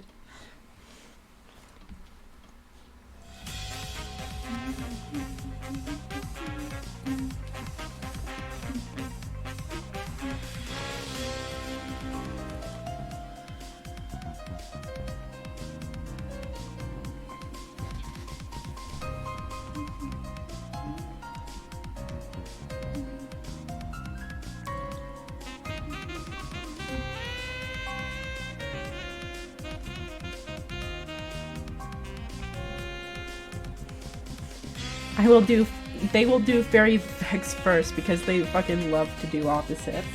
I mean, true. I mean, Fairy Vex would be fun though. I mean, like, the thing is, right, with skins, you kind of want a different version of the character. That's kind of what you're paying for, right? But it doesn't have to be, like, totally mismatched, of course. You just kind of have to work it in with what it is, you know? Work it within a champion's, like, moveset and what makes them unique as a champion and that kind of thing. Like, I don't want skins to be the same, like, the champ just, like, colored a little differently, or just, like, with a different, like, that's basically a glorified chroma or whatever, right? Because, you know, it feels like totally like a waste of time if we did that, right? But, like, certain champions work better in certain skin lines than others. And, like, I hope that Riot, like, understands that, right? Like, because I feel like certain things make sense for characters, right? Because I don't want to just, you know, get 1 million edgy skins for Vex or whatever. I mean, a few, sure, or whatever, but, like, I want her to be like a Mumu or whatever, where she gets, like, maybe a few edgy skins here and there, but she also gets things like Pumpkin Prince and that kind of thing. TB Skyn said something about that too, like, good skin concepts are being able to let you play a separate character fantasy. And yeah, totally agree with you. I mean, like, skins, like, it depends on what you want a skin to be, of course, right? But, like, I think that the idea is, right, that you want skins that, you know, aren't all the goddamn same. Like, sure, one might be better and that kind of thing, but at a certain point, it's like, why would I buy this skin when this skin exists already? And that kind of thing, right? So, it's a whole situation of like, filled with millions of songs you've never heard before, like DJ sets, live concert and studio recordings, mixtapes, obscure covers, remixes, and get YouTube Music Premium. If I did this out, I would be able to like really get my points down or whatever, but I don't because it's live, obviously.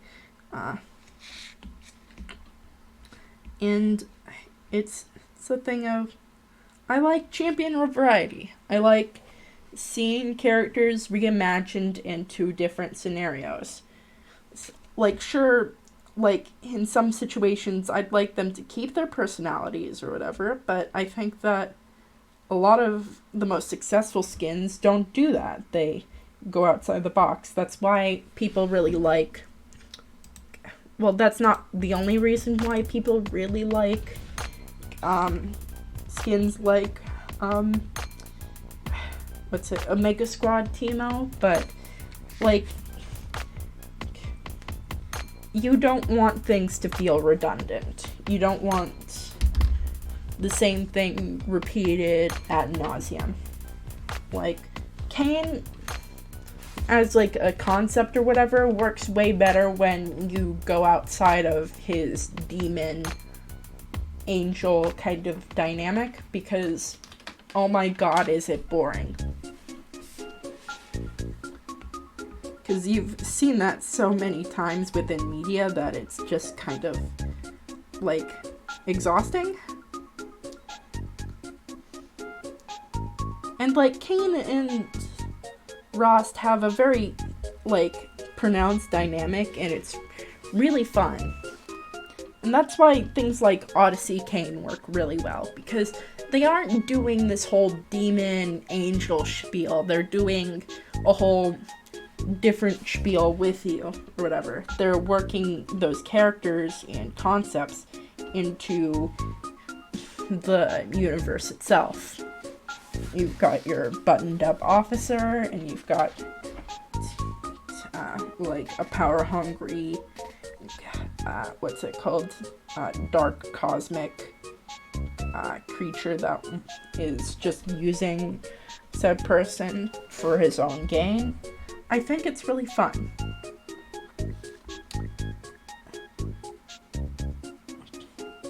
Like, would you rather have York have, like, a Marauder skin, or would you rather have York be in, like, Fairy Court? And, I mean, like, York's never really had a soldier skin, to be fair, but, like, people, like, the creativity that comes with, like, making a Fairy Court skin for York is incredible. Like, you have to go through so many things in order for that to work with the character. And I think that's fun. I like that. It shows that they try. And sometimes skin themes just don't work, or the concept just isn't there, and that can be sad.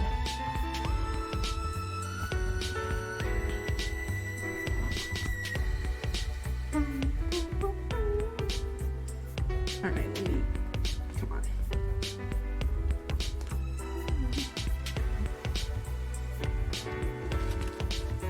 Mouse. Kirby. I really like TB Sky. A lot of people, for some reason, see him as, like, pretentious or whatever. And, like, I can see where, like, some of them are coming from, sure, but, like, it's whatever.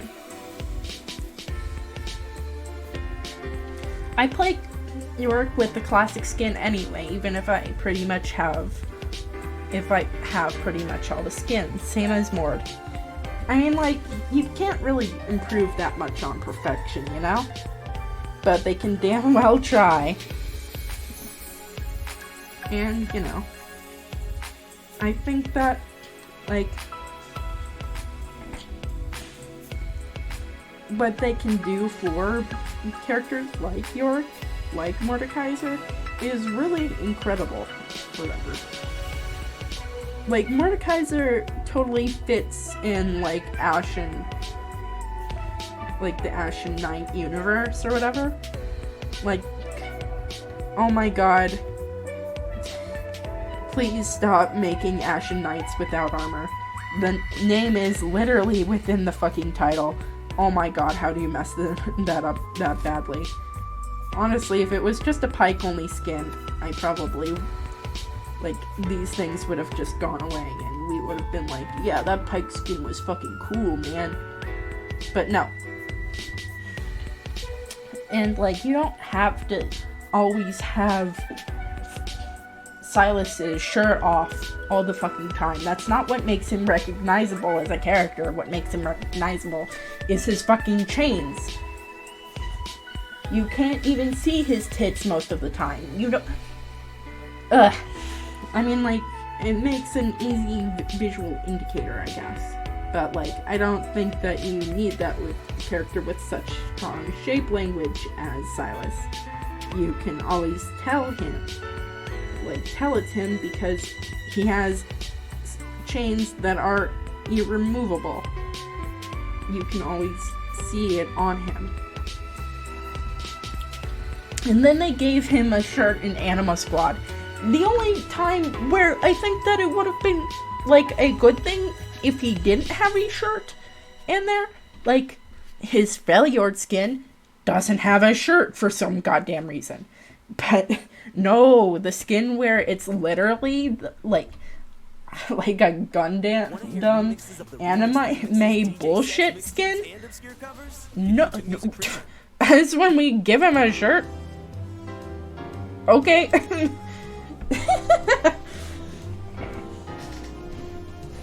I don't understand, right? Why have you done that?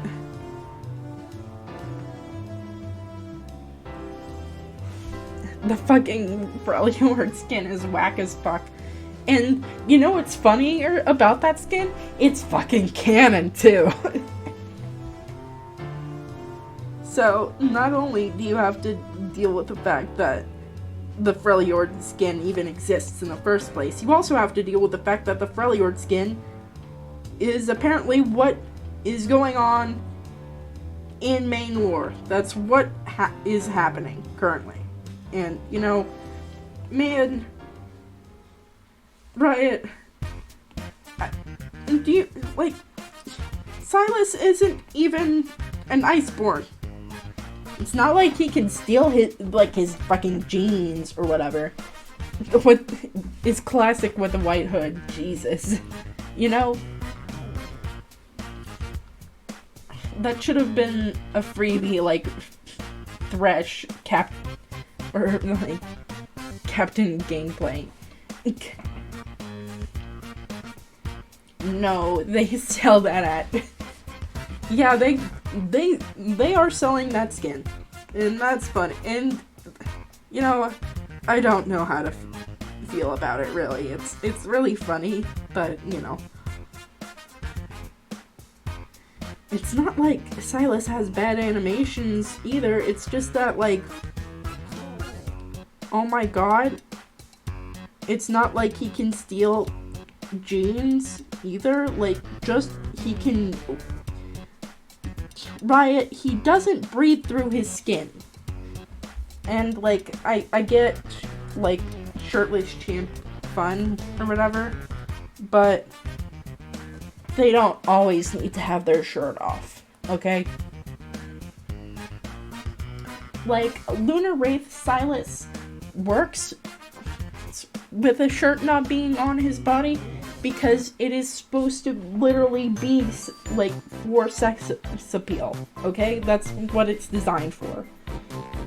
And, you know, they understood that. They were like, yeah, that's the sexy skin, right? But then they forgot, I guess? I don't know how the fuck they got. They forgot or something. Silas is out there in the cults and he's singing Let It Go. My man is so unhinged. You are not a rat, sir. You do not have fur. You don't even have chest hair. Man, like, oh my god. Get this man a jacket. Immediately.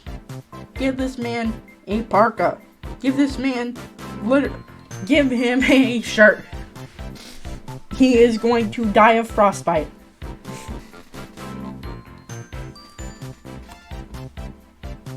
But, you know, whatever. Remove classic features from other champions, why don't you?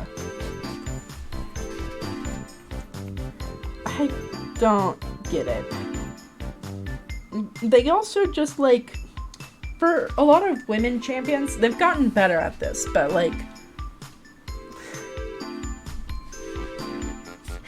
it just, like, they keep on giving them really similar faces, too. Like, why? I don't understand what Riot is even smoking. It's probably crack, if I'm being honest, and it probably is fucking good. But, you know. Riot, for the love of God, give female champs different fucking facial structures. It is ridiculous that I can't tell certain ones apart unless they're holding a very specific weapon. Like, give them more facial features. Don't be afraid to deviate from a standard of beauty. Like, I'm glad that Mila is trying to, like, circumvent that Watch or whatever. tutorials without Wi-Fi and jam uninterrupted. Try YouTube But, you know, on us. it's still weird.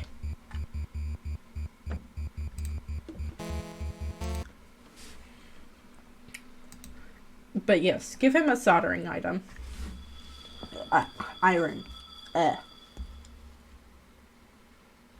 love pronouncing things correctly. It is my favorite activity.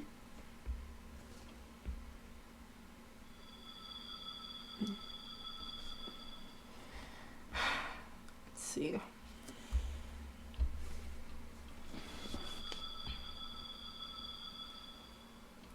Can we not do Bandana D?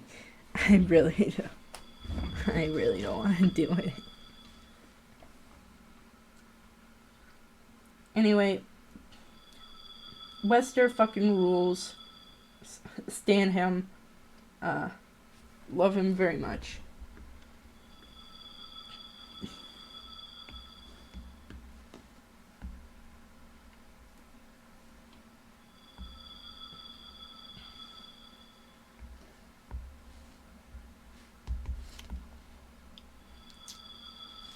Sleep now. Yeah. I mean, you're being hypnotized, chat. Act like it. No, don't.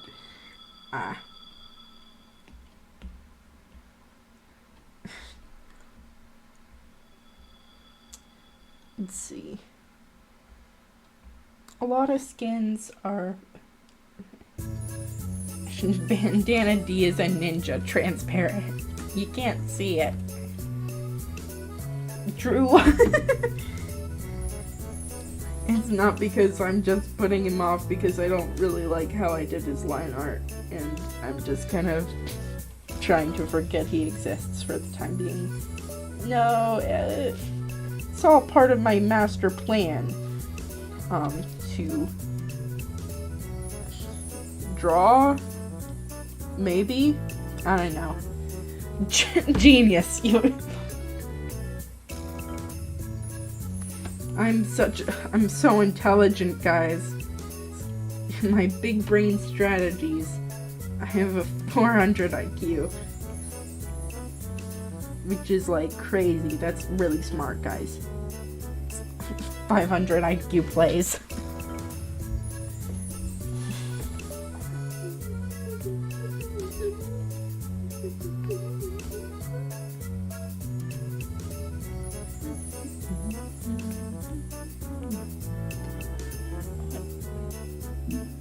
Ow. Oh, here's something that was funny that happened. I cut my fucking finger open on cardboard. So that was fun. It's like a paper cut, but with way more blood. And, like, I don't understand how the fuck that happened. Lots of RPG Maker spooky games are on sale. Mad Father. Fuck it. Actually, that's actually pretty fucking sick. I love me some Mad Father. I really like the what's it called? Remaster of Mad Father. It fucking rules, that game. But yes, it's you got more blood, thicker, so, you know, way better than a paper cut. I don't know, like, I guess it's because, like, I've never really, like, had to, like, really care about a cardboard box all that much. But now I do. I have to care about cardboard boxes a lot now. Because I'm just that epic. Right,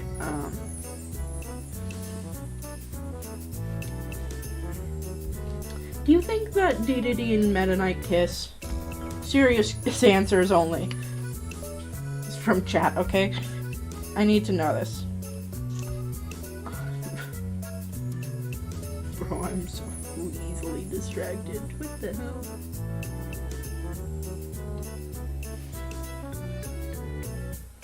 Oh, also, Mara, what do you think of,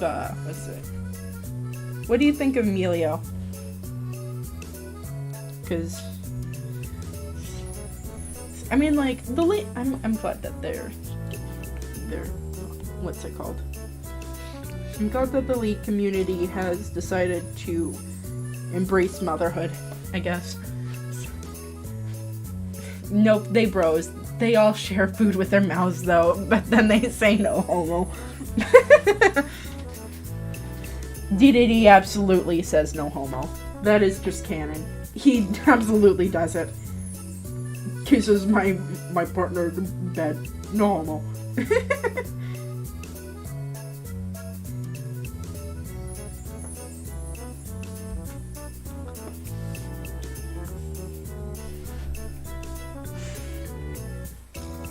Because he is a Chad. If you don't kiss your homies goodnight, then what the fuck's wrong with you?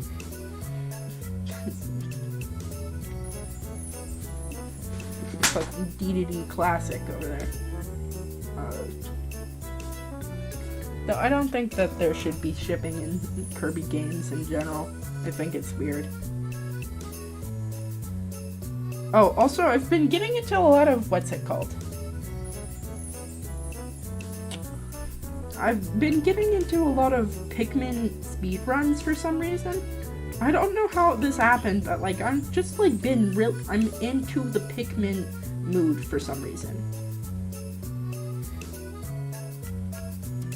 I've gotten myself into a situation, and I have not gotten in there.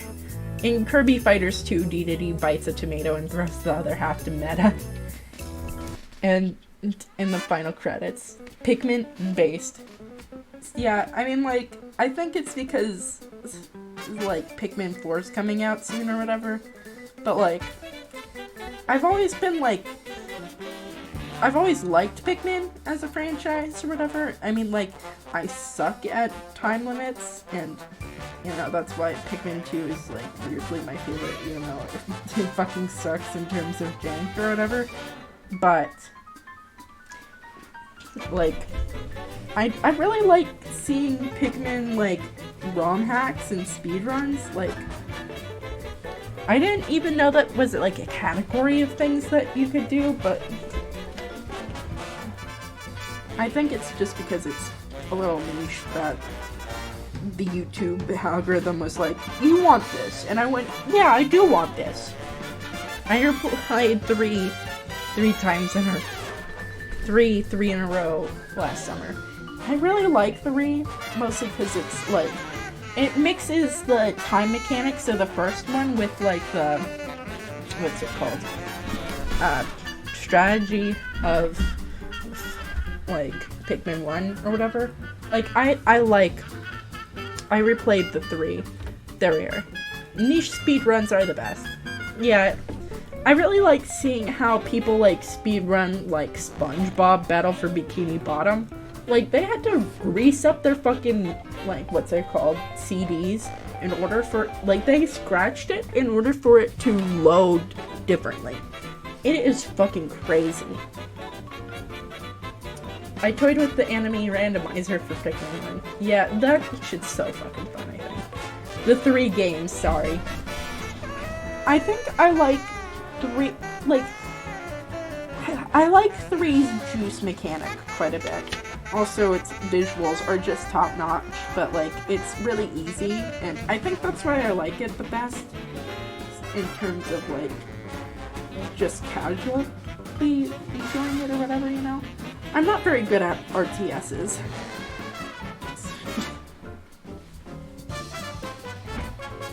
But I don't think I'm really good at any games, so that's not really a huge surprise. In general, I guess.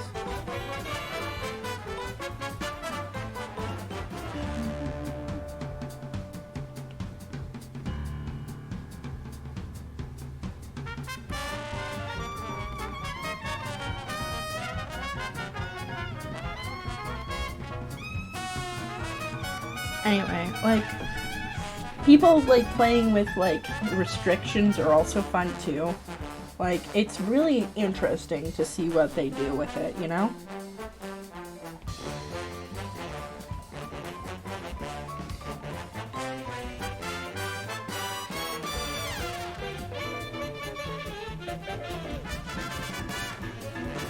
Alright, that's a nice one color for the background.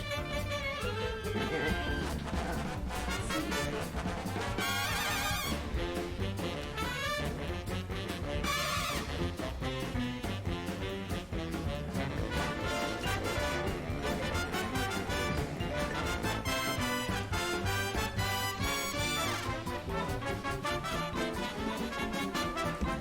Three is pure Kino in their own way. Well, we still gaming? Yes, we are. We're still gaming up in this bitch. 3 are... The 3 are pure kinds in their own way. The original has the best atmosphere. The second is pretty much another genre dungeon crawler. And 3 multitasking is so fun. What do you mean? It's only 4:19 a.m. Okay, guys, it's just because we started late, okay? That's the only reason why everything else has gotten significant. It's not that bad, guys. I swear, it's not that bad, guys.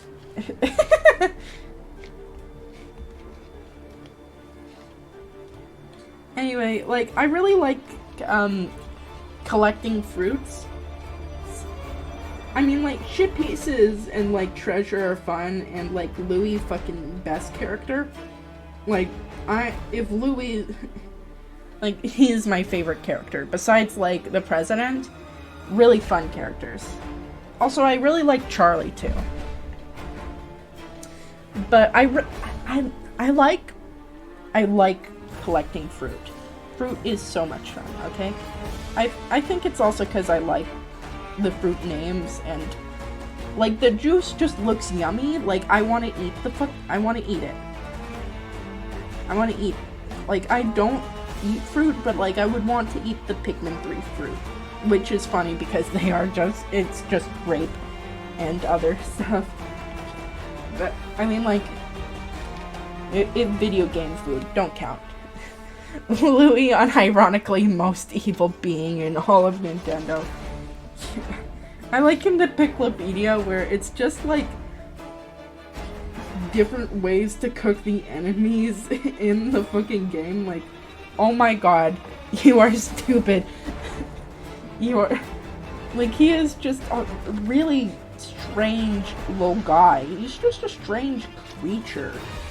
I don't understand how he even managed to get a job with how incompetent he is, but very funny. Eat fruit, it's good for you. Yeah, okay. Who are you? My doctor? Don't answer that. I don't have health insurance. But I will. Very soon. So, meta health insurance arc is on its way, okay?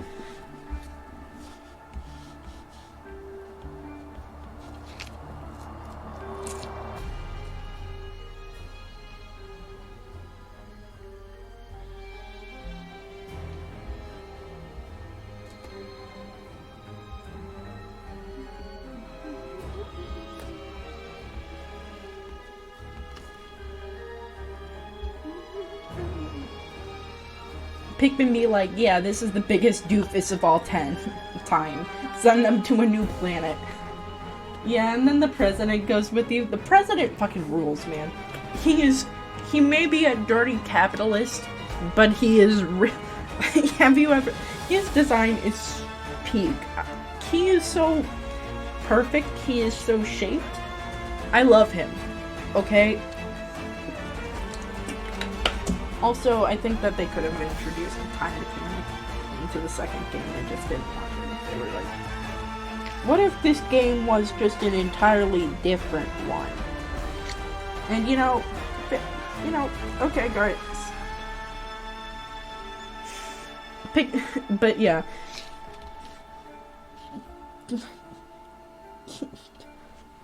Louis is really unhinged. He is just an unhinged beast that you have to just, like, take care of.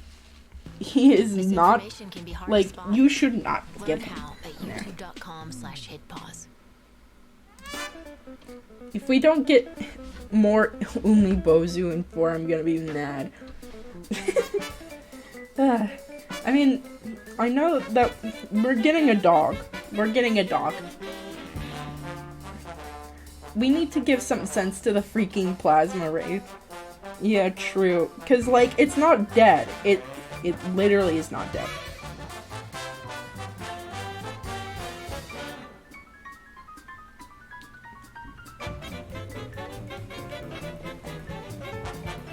How they missed the opportunity, like they missed the opportunity with Pikmin Deluxe. And I'm not really sure why the fuck we didn't do that. Like, I feel like Pikmin Deluxe just kind of made the controls worse for the game. Somehow the controls just got worse, and that was the change that they decided to make for it. Also, making, like, rocks less good, I think, was their other change, but, like, I couldn't tell ya.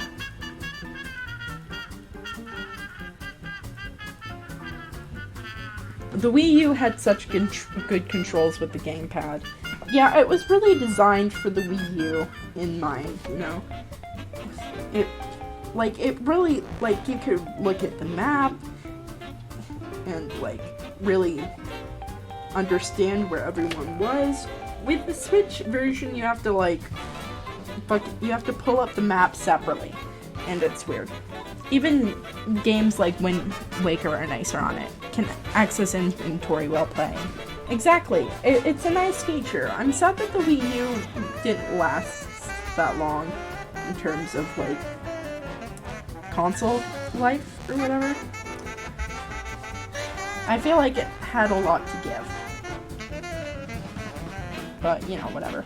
Yep, you can get to use the Pro controller controls, but man, the Wii U was definitely the shit.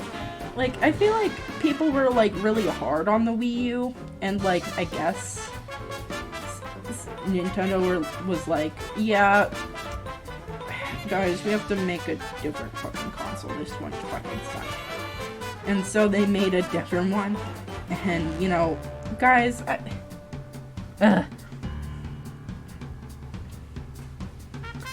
Also, the gamepad was so damn comfy to use. Way better than the Switch and the handheld will ever be. Yeah, like, I wish that we got more, like, really, I wish that we got more games for the Wii U. you know, before we released the Switch and everything had to go to the Switch or whatever, you know? Because, like, it felt nice. It's kind of like how GameCube controllers really feel nice to use, too.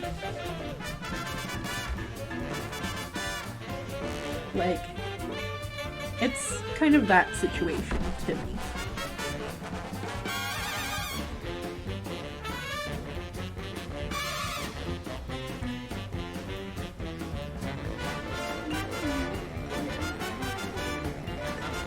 Wait, really? Huh. Also, a handheld Switch makes my hands and fingers start to sting and burn from the posture you need to hold it. Sad. I have a Switch Lite, so that makes it much better. But I don't have a Switch, but the Wii U's rounded edges fit snugly in my hands. I prepared my Wii U as an emulation machine. Playing GBA or DS games on the Wii U gamepad is so great. Like, it's just nice in general. Like, I'm glad that we went to, like, for the Switch Lite, it feels way better than the regular Switch to me. Because you've got the rounded edges back and all that stuff. It's just that, like, with the Switch Lite, you don't get the TV aspect with it. So it's kind of like having a mini Wii U that doesn't have a TV. Which, okay, fine, but, you know. I have my emulation Wii and normal Wii U. Nice.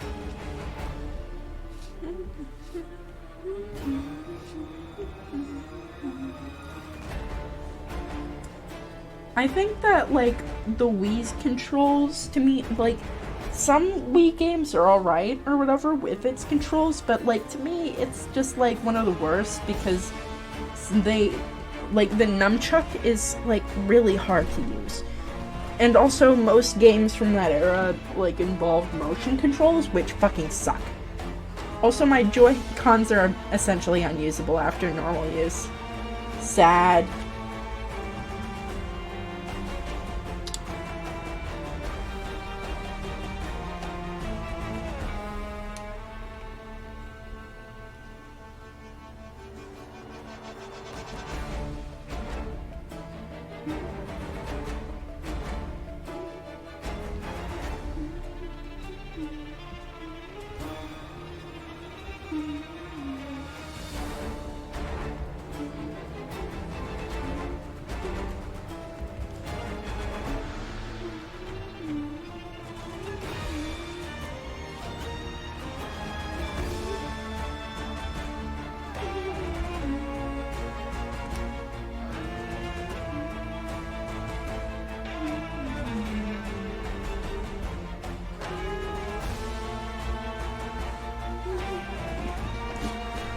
I feel like I'm gonna break my wrist every time I do something in Skyward Sword. Like, I have zero clue how Gymnast 86 speedruns that game with extremely consistent and precise motion control inputs.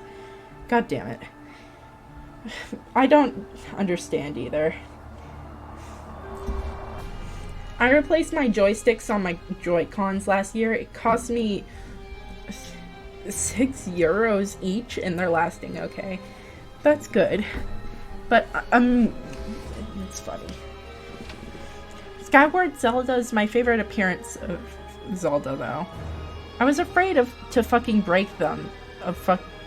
But, like, hell, I was paying $80 for a pair of new ones. Yeah, exactly. That's, like, the trouble. But, like, I hope that we aren't getting forced obsolescence from Nintendo. I mean, I wouldn't be surprised, but, like, come on, please.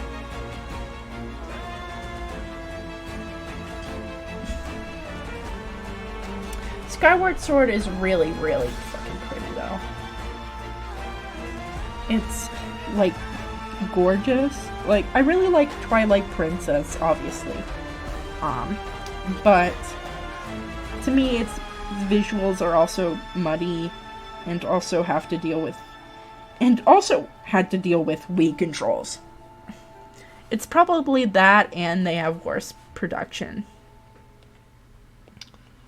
Yeah, I mean, like, goddamn, man, like, motion controls fucking suck, and I'm glad that we've decided that wasn't a good idea. Midner, she is the best companion we've gotten. Just straight up.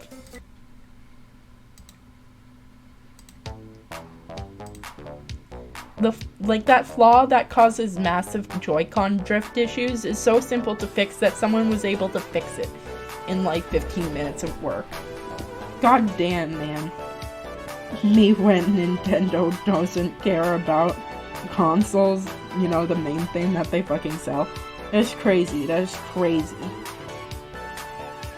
I feel like we've been getting a lot of like flops from Nintendo recently, like with how buggy like Paldea was like when released or whatever. Like that was just straight up an unfinished game that they released. And they went, yeah, that's suitable for the public, or, you know. And like, goddamn, does it annoy me.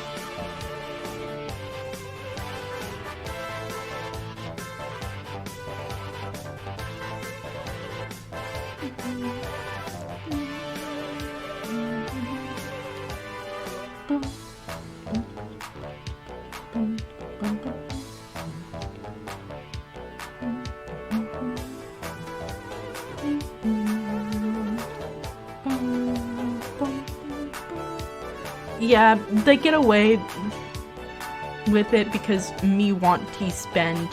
Me just emulate it though.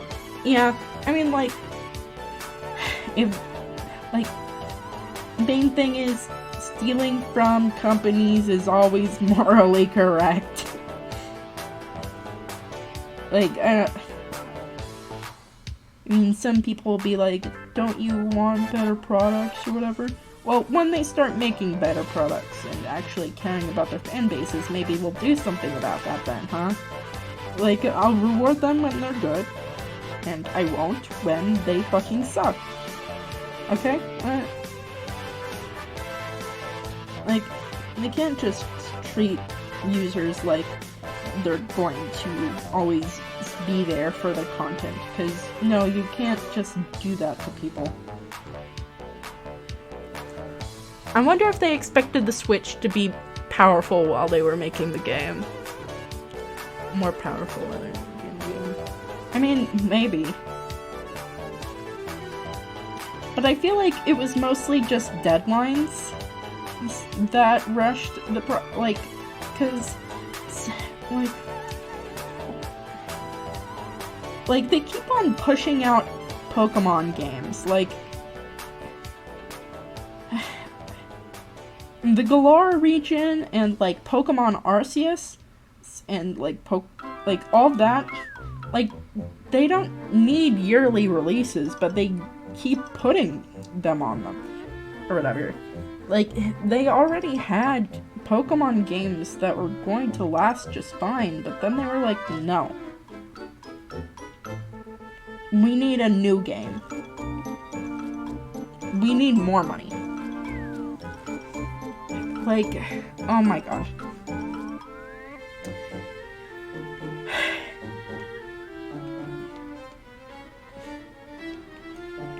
Like, I get wanting to, like, have a more modern product, but, like, it's not even like the product that they were replacing was all that old, or bad, or needed an update that soon, that quickly. Like, I feel like it's just just corporate greed, mostly.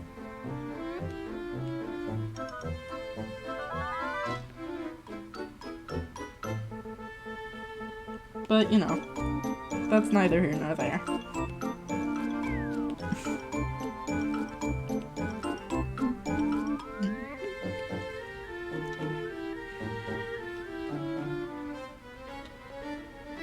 Like, I hope with future patches things will get better, obviously, right? But, you know, I'm not just gonna give money to Nintendo for a game that's not finished, and, like, I just can't imagine how badly those, like, animators and coders and, like, artists were, like, fucking rushed for that. Because crunch time is insane on game projects. Like, that's why I don't even want to go into, like, any, like, animation industry or, like, anything of the sort. Because they need content constantly. You do not get a break. My theory has always been that Game Freak was absolutely on their jam in the DS era. Either the number of employees or the skills of the old ones don't translate as well on 3D. Since the 3DS, there has been an apparent decline. Like, it's rare. It's like rare when they jumped from 64 to the next console. True. I mean, like, it's also, like, Rare also just made a bunch of really fucking bad decisions. Like, what? No one asked for a car-making Banjo-Kazooie game. Literally no one. No one was like, oh yeah, I want to see Banjo, but he's fat, and now he drives a car. Huh? What?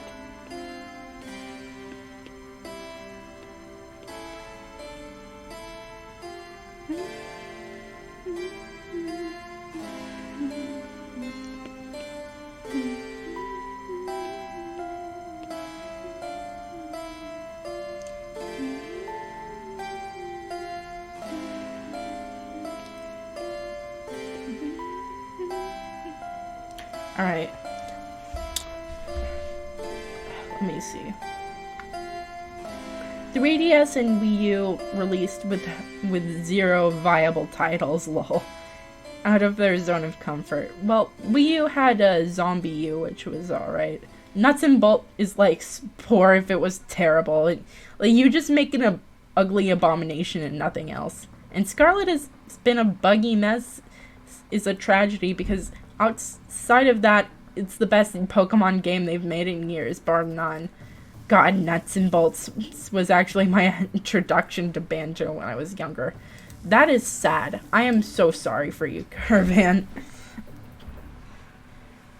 I'm lucky to have, like, decided to, like, I think it's just because I got into the series later in life or whatever that I didn't start with Nuts and Bolts.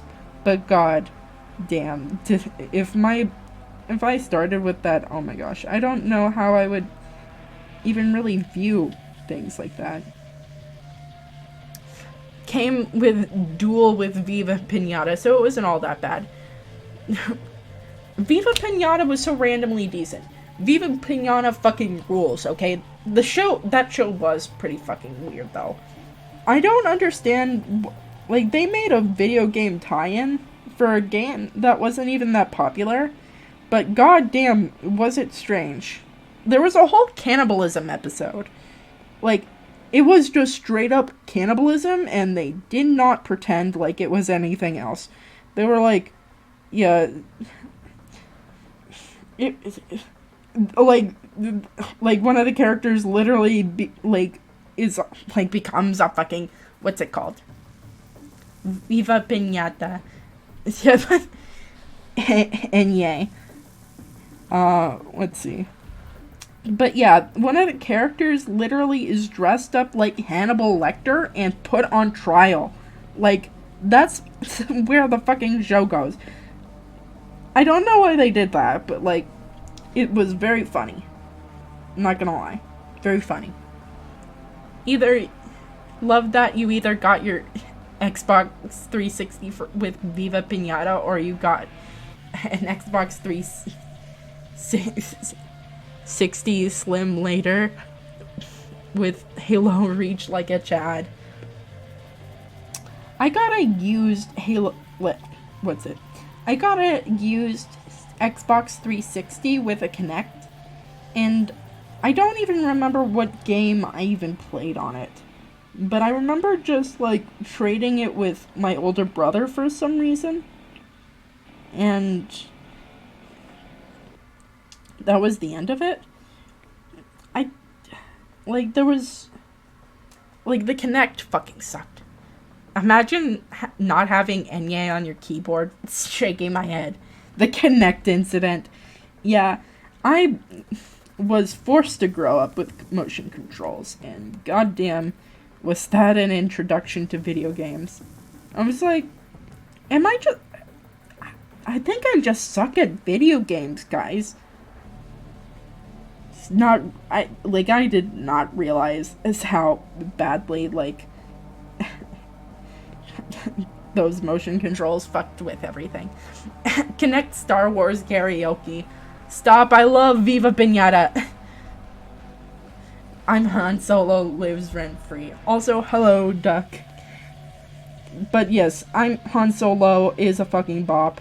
There is no denying that. Like,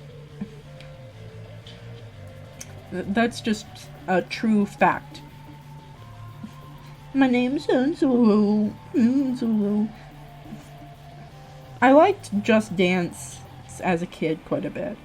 But it was also because, like, it's how I got introduced to a lot of songs that I really should not know. Like, Rock Lobster. I was like, this shit goes hard. And, like, I was totally out of the, like, demographic for that. Also, CeeLo Green's Forget You. That was the one that I remember most or whatever. Because when I discovered that Forget You actually had a different, like, recording to it, I was like, oh my god, this song is completely different. Because there's, like, a radio version and then there's the actual one. Still can't believe they made you dance battle with Palpatine to save the galaxy. I mean, how else are you gonna end the fucking Star Wars Just Dance game? I mean, like, what, are you gonna... My favorite is Ghost and stuff with Palpatine dancing. The swear version kinda sucks, though. With CeeLo Green? No, it fucking doesn't. I mean, like, Forget You goes way harder in its, like, original... Like, in its radio edit than it does as Fuck You. But, like, both songs, like, still go hard because CeeLo Green, like... has a good voice and like the lyrics aren't awful in either version. It's not like Black Eyed Peas Let's Get It Started. Yes, Black Eyed Peas Let's Get It Started. Fucking oh my god. I didn't even know that Let's Get It Started was the radio edit before it was rightfully changed. Like, cuz Let's Get It Started is a good song. It rules as a song. It gets me pumped up, really fun, dance party song, but oh my god. The other version sounds so bad lyrically too. Yeah, I mean, like, god, does it sound bad lyrically. Like, I don't understand how anyone was like, yeah, sounds good, and, like, posted that. Like, I just really can't believe it. My face when y'all missed the Guitar Hero generation. I mean, goddamn Tom Morello guitar battle. I mean, like, some of my friends liked Guitar Hero, but I was never in that, like, specific crowd that, like, went back to Guitar Hero. Though I do remember, like, I do know that it was a really popular thing back in the day. Just Dance 3 was my Xbox starter alongside Sonic Generations. I mean, those two games are fucking good, though. With pain in my chest, I still wish you were the best. With the fuck you and fuck who too. Said if I was richer, you'd still be with me. Ain't that some shit? Ain't that some shit? Well,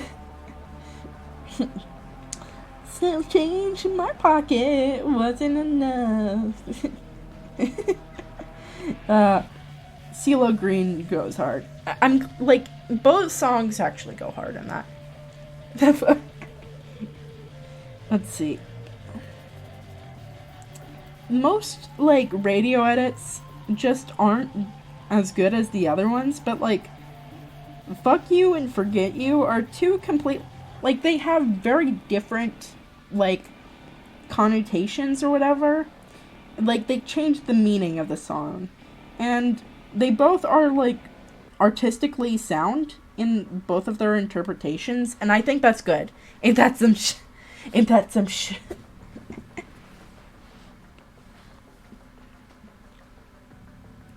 Let's see. What's one that I don't like? There's one in part. Payphone. Payphone is the one that I'm thinking of. Like, Payphone goes way better as its radio edit than its actual, like, real song. Maroon 5 had, like, one good song. And then it was all downhill from there.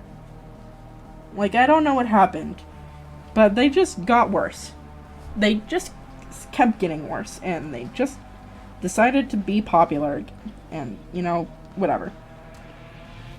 But Payphone, I'm at a payphone trying to call home. A change I've spent on you. Where's the time gone, baby? It's so long. All the plans we made for two. If happily ever after did exist, then I would still be holding you like this. And all those fairy tales are full of shit. One more fucking love song, I'll be sick. I think that, like, that whole section would be, like, way better if, like, it's way better as all those fairy tales are full of it. One more. One more goddamn love song, I'll be sick. My favorite Eminem one is the Eminem song where he has a full section screaming about killing his wife, and the radio version is censored for really long. That is true. That is really funny. And I really, really do like Stan as a song. And they just cut out so much of it that you don't even know what the fuck's going on in the story anymore. VOD muted. Ah, the memories. 1-to-1 interpretation. Guys, my expert singing, my vocals, they're gonna be copyrighted because I'm just that good. Anyway, if this section's muted, you'll know why. Now, I'm talking about Kim, but Stan also gets censored. Kim's really, really hard to listen to. Suffering from Success. True. You know, sometimes you just gotta fail more. But I'm just too good, I guess. Oh my god. Do not sing every single one of them is my enemy. Instant copyright. Okay. But, like, it's really funny, though. If you had not said that, Oh, the Treachery is such a good song. Oh my god. I don't care about Imagine Dragons or that original one anymore. Germa fucking belting that out. Best. That's just peak, okay? Like, that's just how the song goes, okay? Germa did not hit a single lyric in that verse, and it is great. Like, the notes aren't correct, he just makes a different song up in his head that vaguely goes along with it. And it is hilarious. I love it so goddamn much. Like, oh my god. Oh, the misery. Every single person is my enemy. Oh, the treachery. Every single person wants to be my enemy. Germa Buddies on Pitch videos use so much Jotitude too. It's great. I love those videos so goddamn much. Also, yes, he adds syllables to it. And, you know, I think that's a genius creative decision on his part to just add syllables and just random ass lyrics to the song that don't exist. Every time that it plays in the Arcane intro or whatever, I'm like, all I can hear is Germa's version. And it makes me so goddamn excited whenever it comes on. Because I'm like, oh my god. Every single person is my enemy. Like, he pitches down on enemy. Like, he can't hold the note. And it's great. Like, it is fantastic. Me. Watch up yourself. I wake up to the sound of the silence around, with my head up to the ground. They tell me you're the greatest, but once you turn, they hate us. My enemy.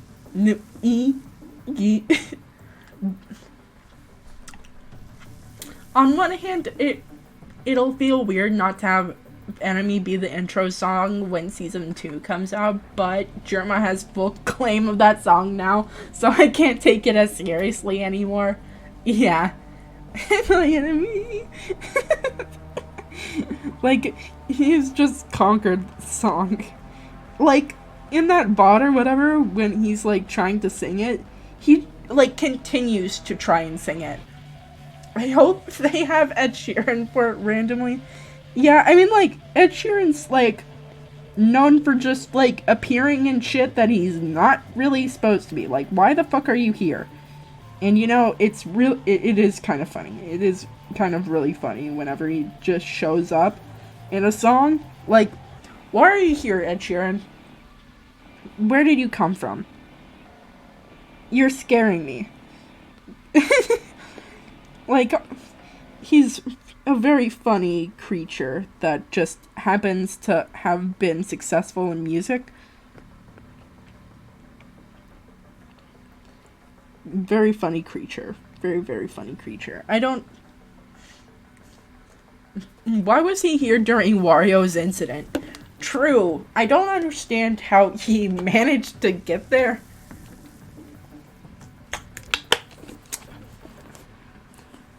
Also, he's in, like, a movie for, like, 5 seconds, and he's like, don't you know who I am? I'm Ed Sheeran, bitch. Also, Ed Sheeran saying bitch is weird to me. Strange creature. Also, back to Kim. That song's really hard to listen to.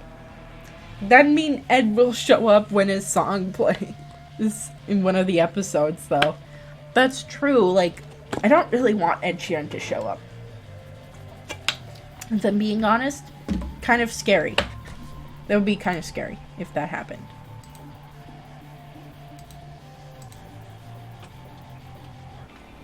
Oh my gosh, why the fuck are there so many people in this goddamn chat? Whatever. It's fun to talk to people. People calling themselves Stan willingly is, like, crazy. Yeah, they just fucking took the word and just went with it. They were like, yeah, it's mine now. And, you know, good for them. Good for them. But it is really funny. Because Eminem just, like, invented a pop culture word. And he didn't even mean to.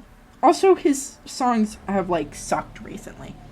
Like, Stan drove his wife off a cliff in murder-suicide. Alright. I'm calling it for tonight. Bye-bye. See you later, Morrow. Talk to you soon. Next week, we will be uh, back to our Friday regularly scheduled program. See you. Hopefully we can see you then. The most calm Eminem song be like, bleed, bleed, bleed. Yeah. I think that his the most recent song that I liked from him wasn't even because of his flow on it. It's because of this one other guy that was on it. And I think it's because I also liked Smoking Out the Window with Anderson .Paak or whatever. But, what's it called? That I liked from him. Lock It Up is the one that I like. Good luck tomorrow at work, Reno. I thank you very much. I'm stressed the fuck out about it because there's gonna be a concert out in the middle of the fucking thing and it will be loud. But I think that I can work through it. I hope that you have a good rest of your night. Well, rest of your morning, that is. And, just enjoy the rest of your day, rest of your week, all that good stuff, you know?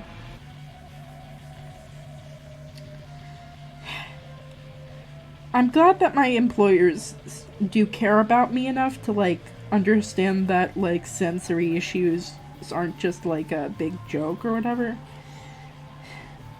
It makes me feel, much safer in the environment. Ooh, sleep well, both of you.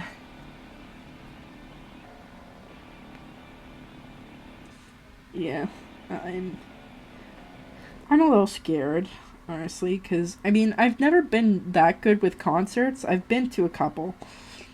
And, I've been able to sit through the majority of it. And, at least I won't be near, a lot of it, right? But still, overstimulation is... I don't know exactly how to deal with it. Because, no one's ever taught me how to deal with it. Where do you learn how to deal with it? All that question. All of those questions just kind of reel through my head, yeah. Can relate, because my brother's family and my nephew and niece are here visiting, so it's a lot of stimulus, so I need to go headphone mode on. Yeah, it's pretty crazy. And I'm a little bit concerned about the concert goers and the state of intoxication they'll be at, and all that stuff.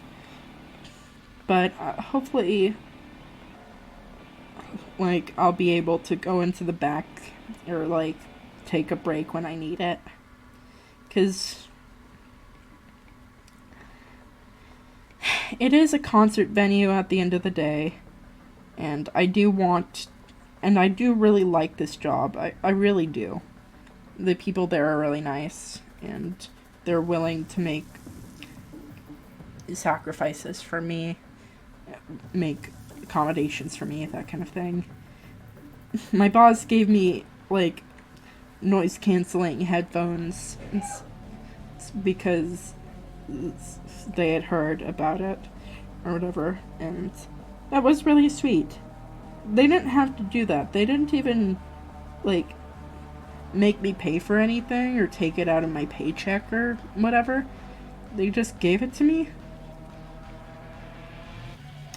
I guess I'm just not really used to that amount of kindness being afforded to me. Or, that amount of, attention being put towards me in that scenario, you know? I've always had to just kind of suck it up. It feels nice, though. I'm glad that my needs are being met. Rare workplace W. True. Though, of course, there was this, the whole, like, guy asking me for my number thing, like, when I was at work, that was super strange. Though, like, when I told my other coworkers about it or whatever, after the fact, they were like, if something like that ever happens again, immediately, like, get someone else. Just get someone with you, and that kind of thing, because they don't want you to feel uncomfortable. And that's really sweet.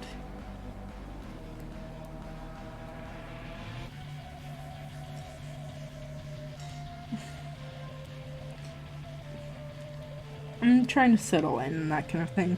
Also, with being at work and that kind of thing, that means that I can do something for you guys too. Since, you know, I'm making a living wage or something close to it, we can actually lower our prices on commissions. So, woohoo! We won't have to be dealing with, like, the $70 price tag anymore. At least unless I get fired, you know? So, yeah. I would recommend stimming while you're overwhelmed, though. It helps to do stuff with hands and such. I'll keep that in mind. Thank you very much for the advice, Golden. I still can't believe you immediately clocked me as autistic. Like, when it took people, like, ages to figure that out. You just were like, yeah, autism. I felt so called out, but, you know, it still was, like, cool, I guess. I don't know what. Bleh.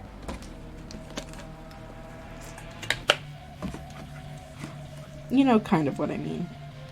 I think that I'm not doing Model D at all. I haven't even touched him.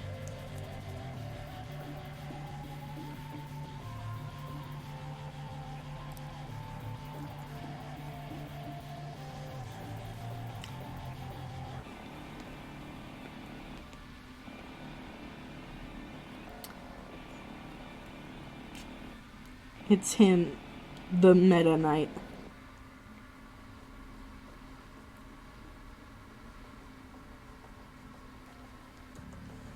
I'd make him shorter, but, you know, whatever. Real recognizes real, perhaps. True based all hell.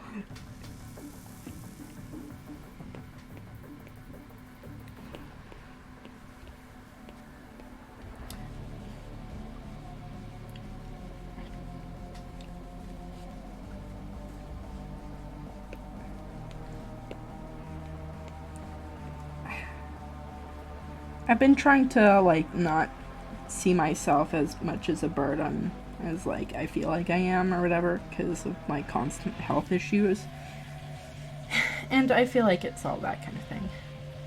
All these years and I still can't come up with a good pun with his name. Well, now you can with the power of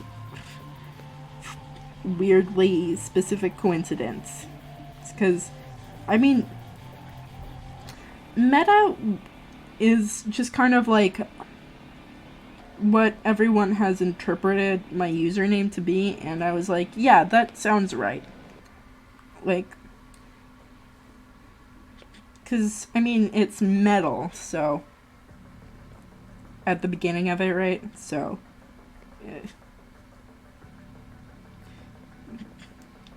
it works pretty well. But I was called, like, Metalia or whatever. People have tried Have You Ever Met a Knight? But it just doesn't, yeah, it doesn't work. It's him, Metal Knight.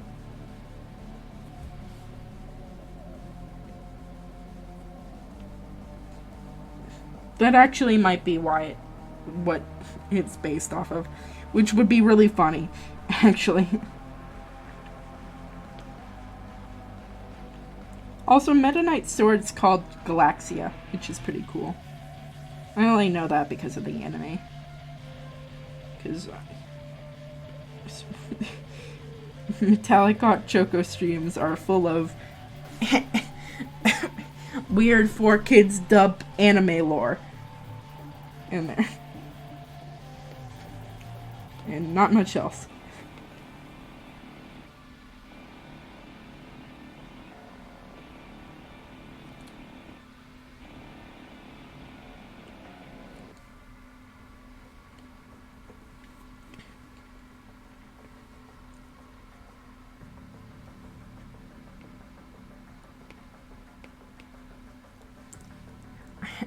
In character, the anime is primarily the reason why Meta Knight is so prominent in the series now.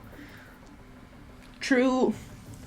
Like, also, like, I like that his, like, knight companions or whatever in that, anime are, like, the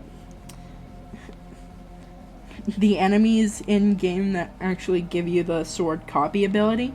I think that's fun. Like, what's his name? It's Sir something and other things. Before that, he was just kind of an enemy like Mr. Sun and Mr. Moon. Yeah, I feel like getting a burden is intrinsically pushed on anyone who isn't enabled in capitalist areas, though. True. I mean, that's also why it's called a disability in the first place, because, I mean, like, capitalism kind of runs this whole society, so if you can't fit within that, you aren't, well, you aren't very abled in that scenario, yeah?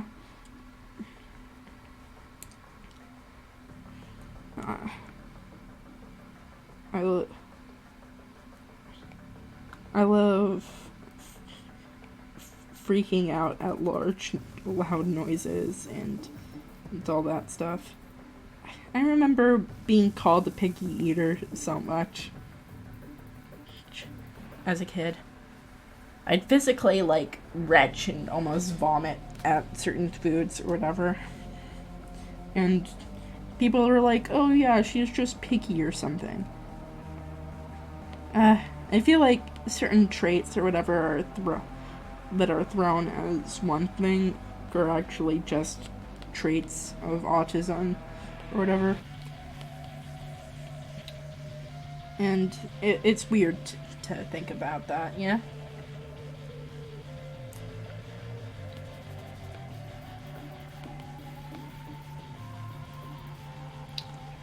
But yeah, Meta Knight, I'm glad is like more, what's it called? Into the series or whatever. I love it. I love his little duels with him and that kind of thing. Let's see. Oh, also, what's it called? The Kirby anime is actually canonized by the existence of the enemy portal being in, what's it called? The enemy portal is literally within DDE's castle walls in, what's it called? Squeak Squad. So the Kirby anime is canon, guys. So I don't even feel that bad. Okay.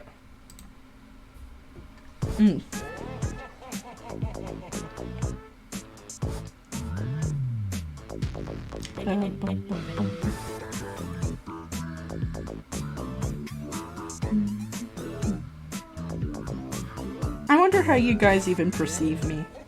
Like, what do you think I look like behind here?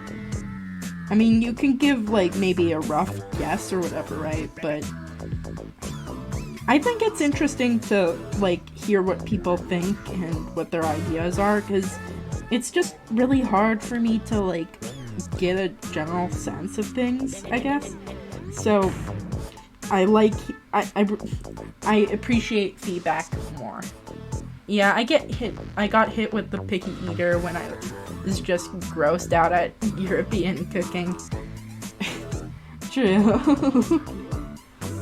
Though, my thing was, like, mostly, like, a textural thing, or whatever. I mean, like, certain things I just don't like in general.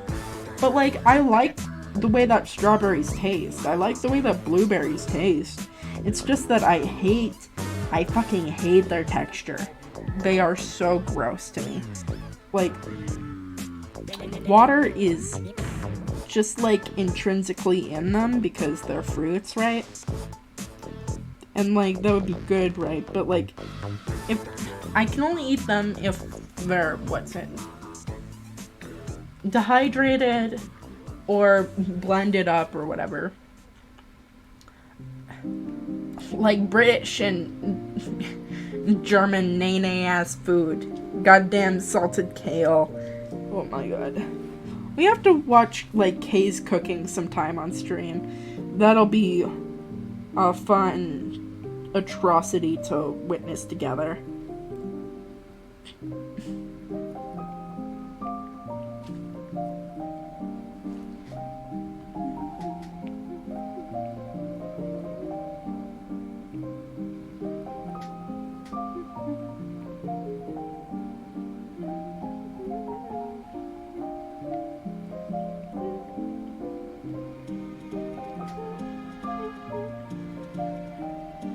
I'm trying to give him, like, kind of a futuristic techwear kind of look. And kind of a sense, whatever.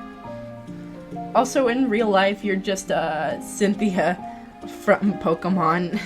Her cooking is very nice. Love.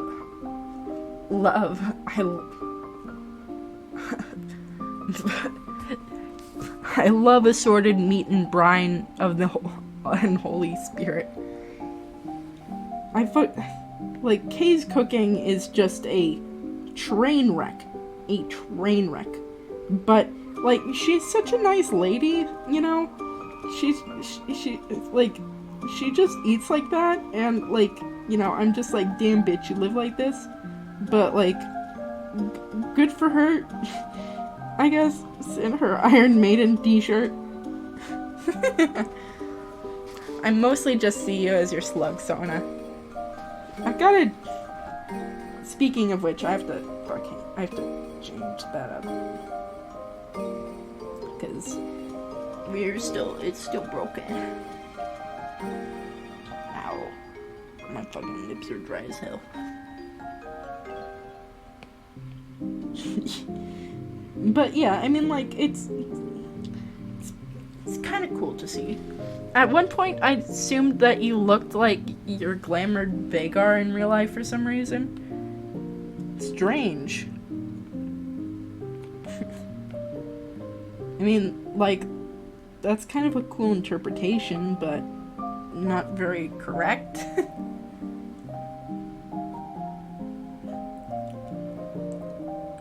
And there's not even a particular reason either. That's pretty funny.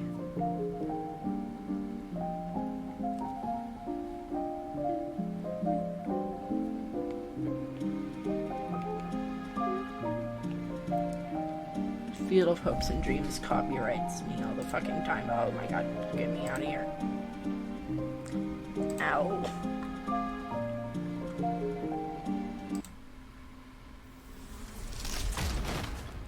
If you want to ace your paper, down.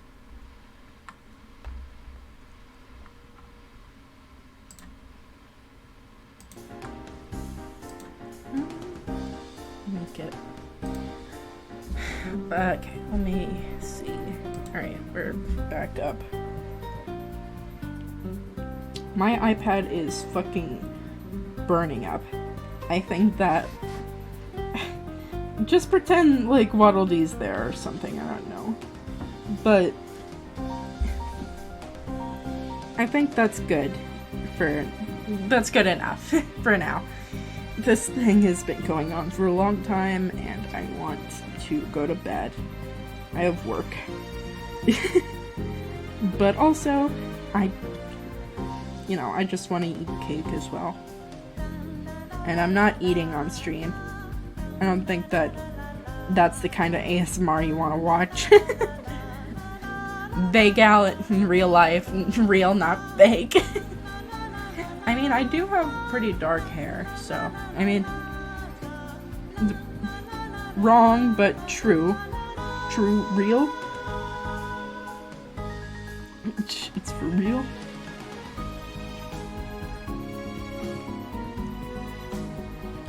Alright.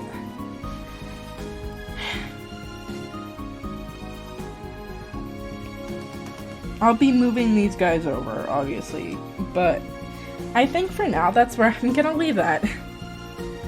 I hope that everyone enjoyed today's stream. I really enjoyed talking with everyone today. Really lights up my day and all that kind of stuff. Dana D didn't make it, just like Smash. Also, have a good night. True, it's just all the Smash characters. Rest in peace, Bandana D. Maybe you'll get your own thing. Good night, guys. I appreciate you all taking time out of your busy days/nights to come and watch me specifically. Just hang out and chill. No! Caravan, no! Well, at least I can see it. Nightbot.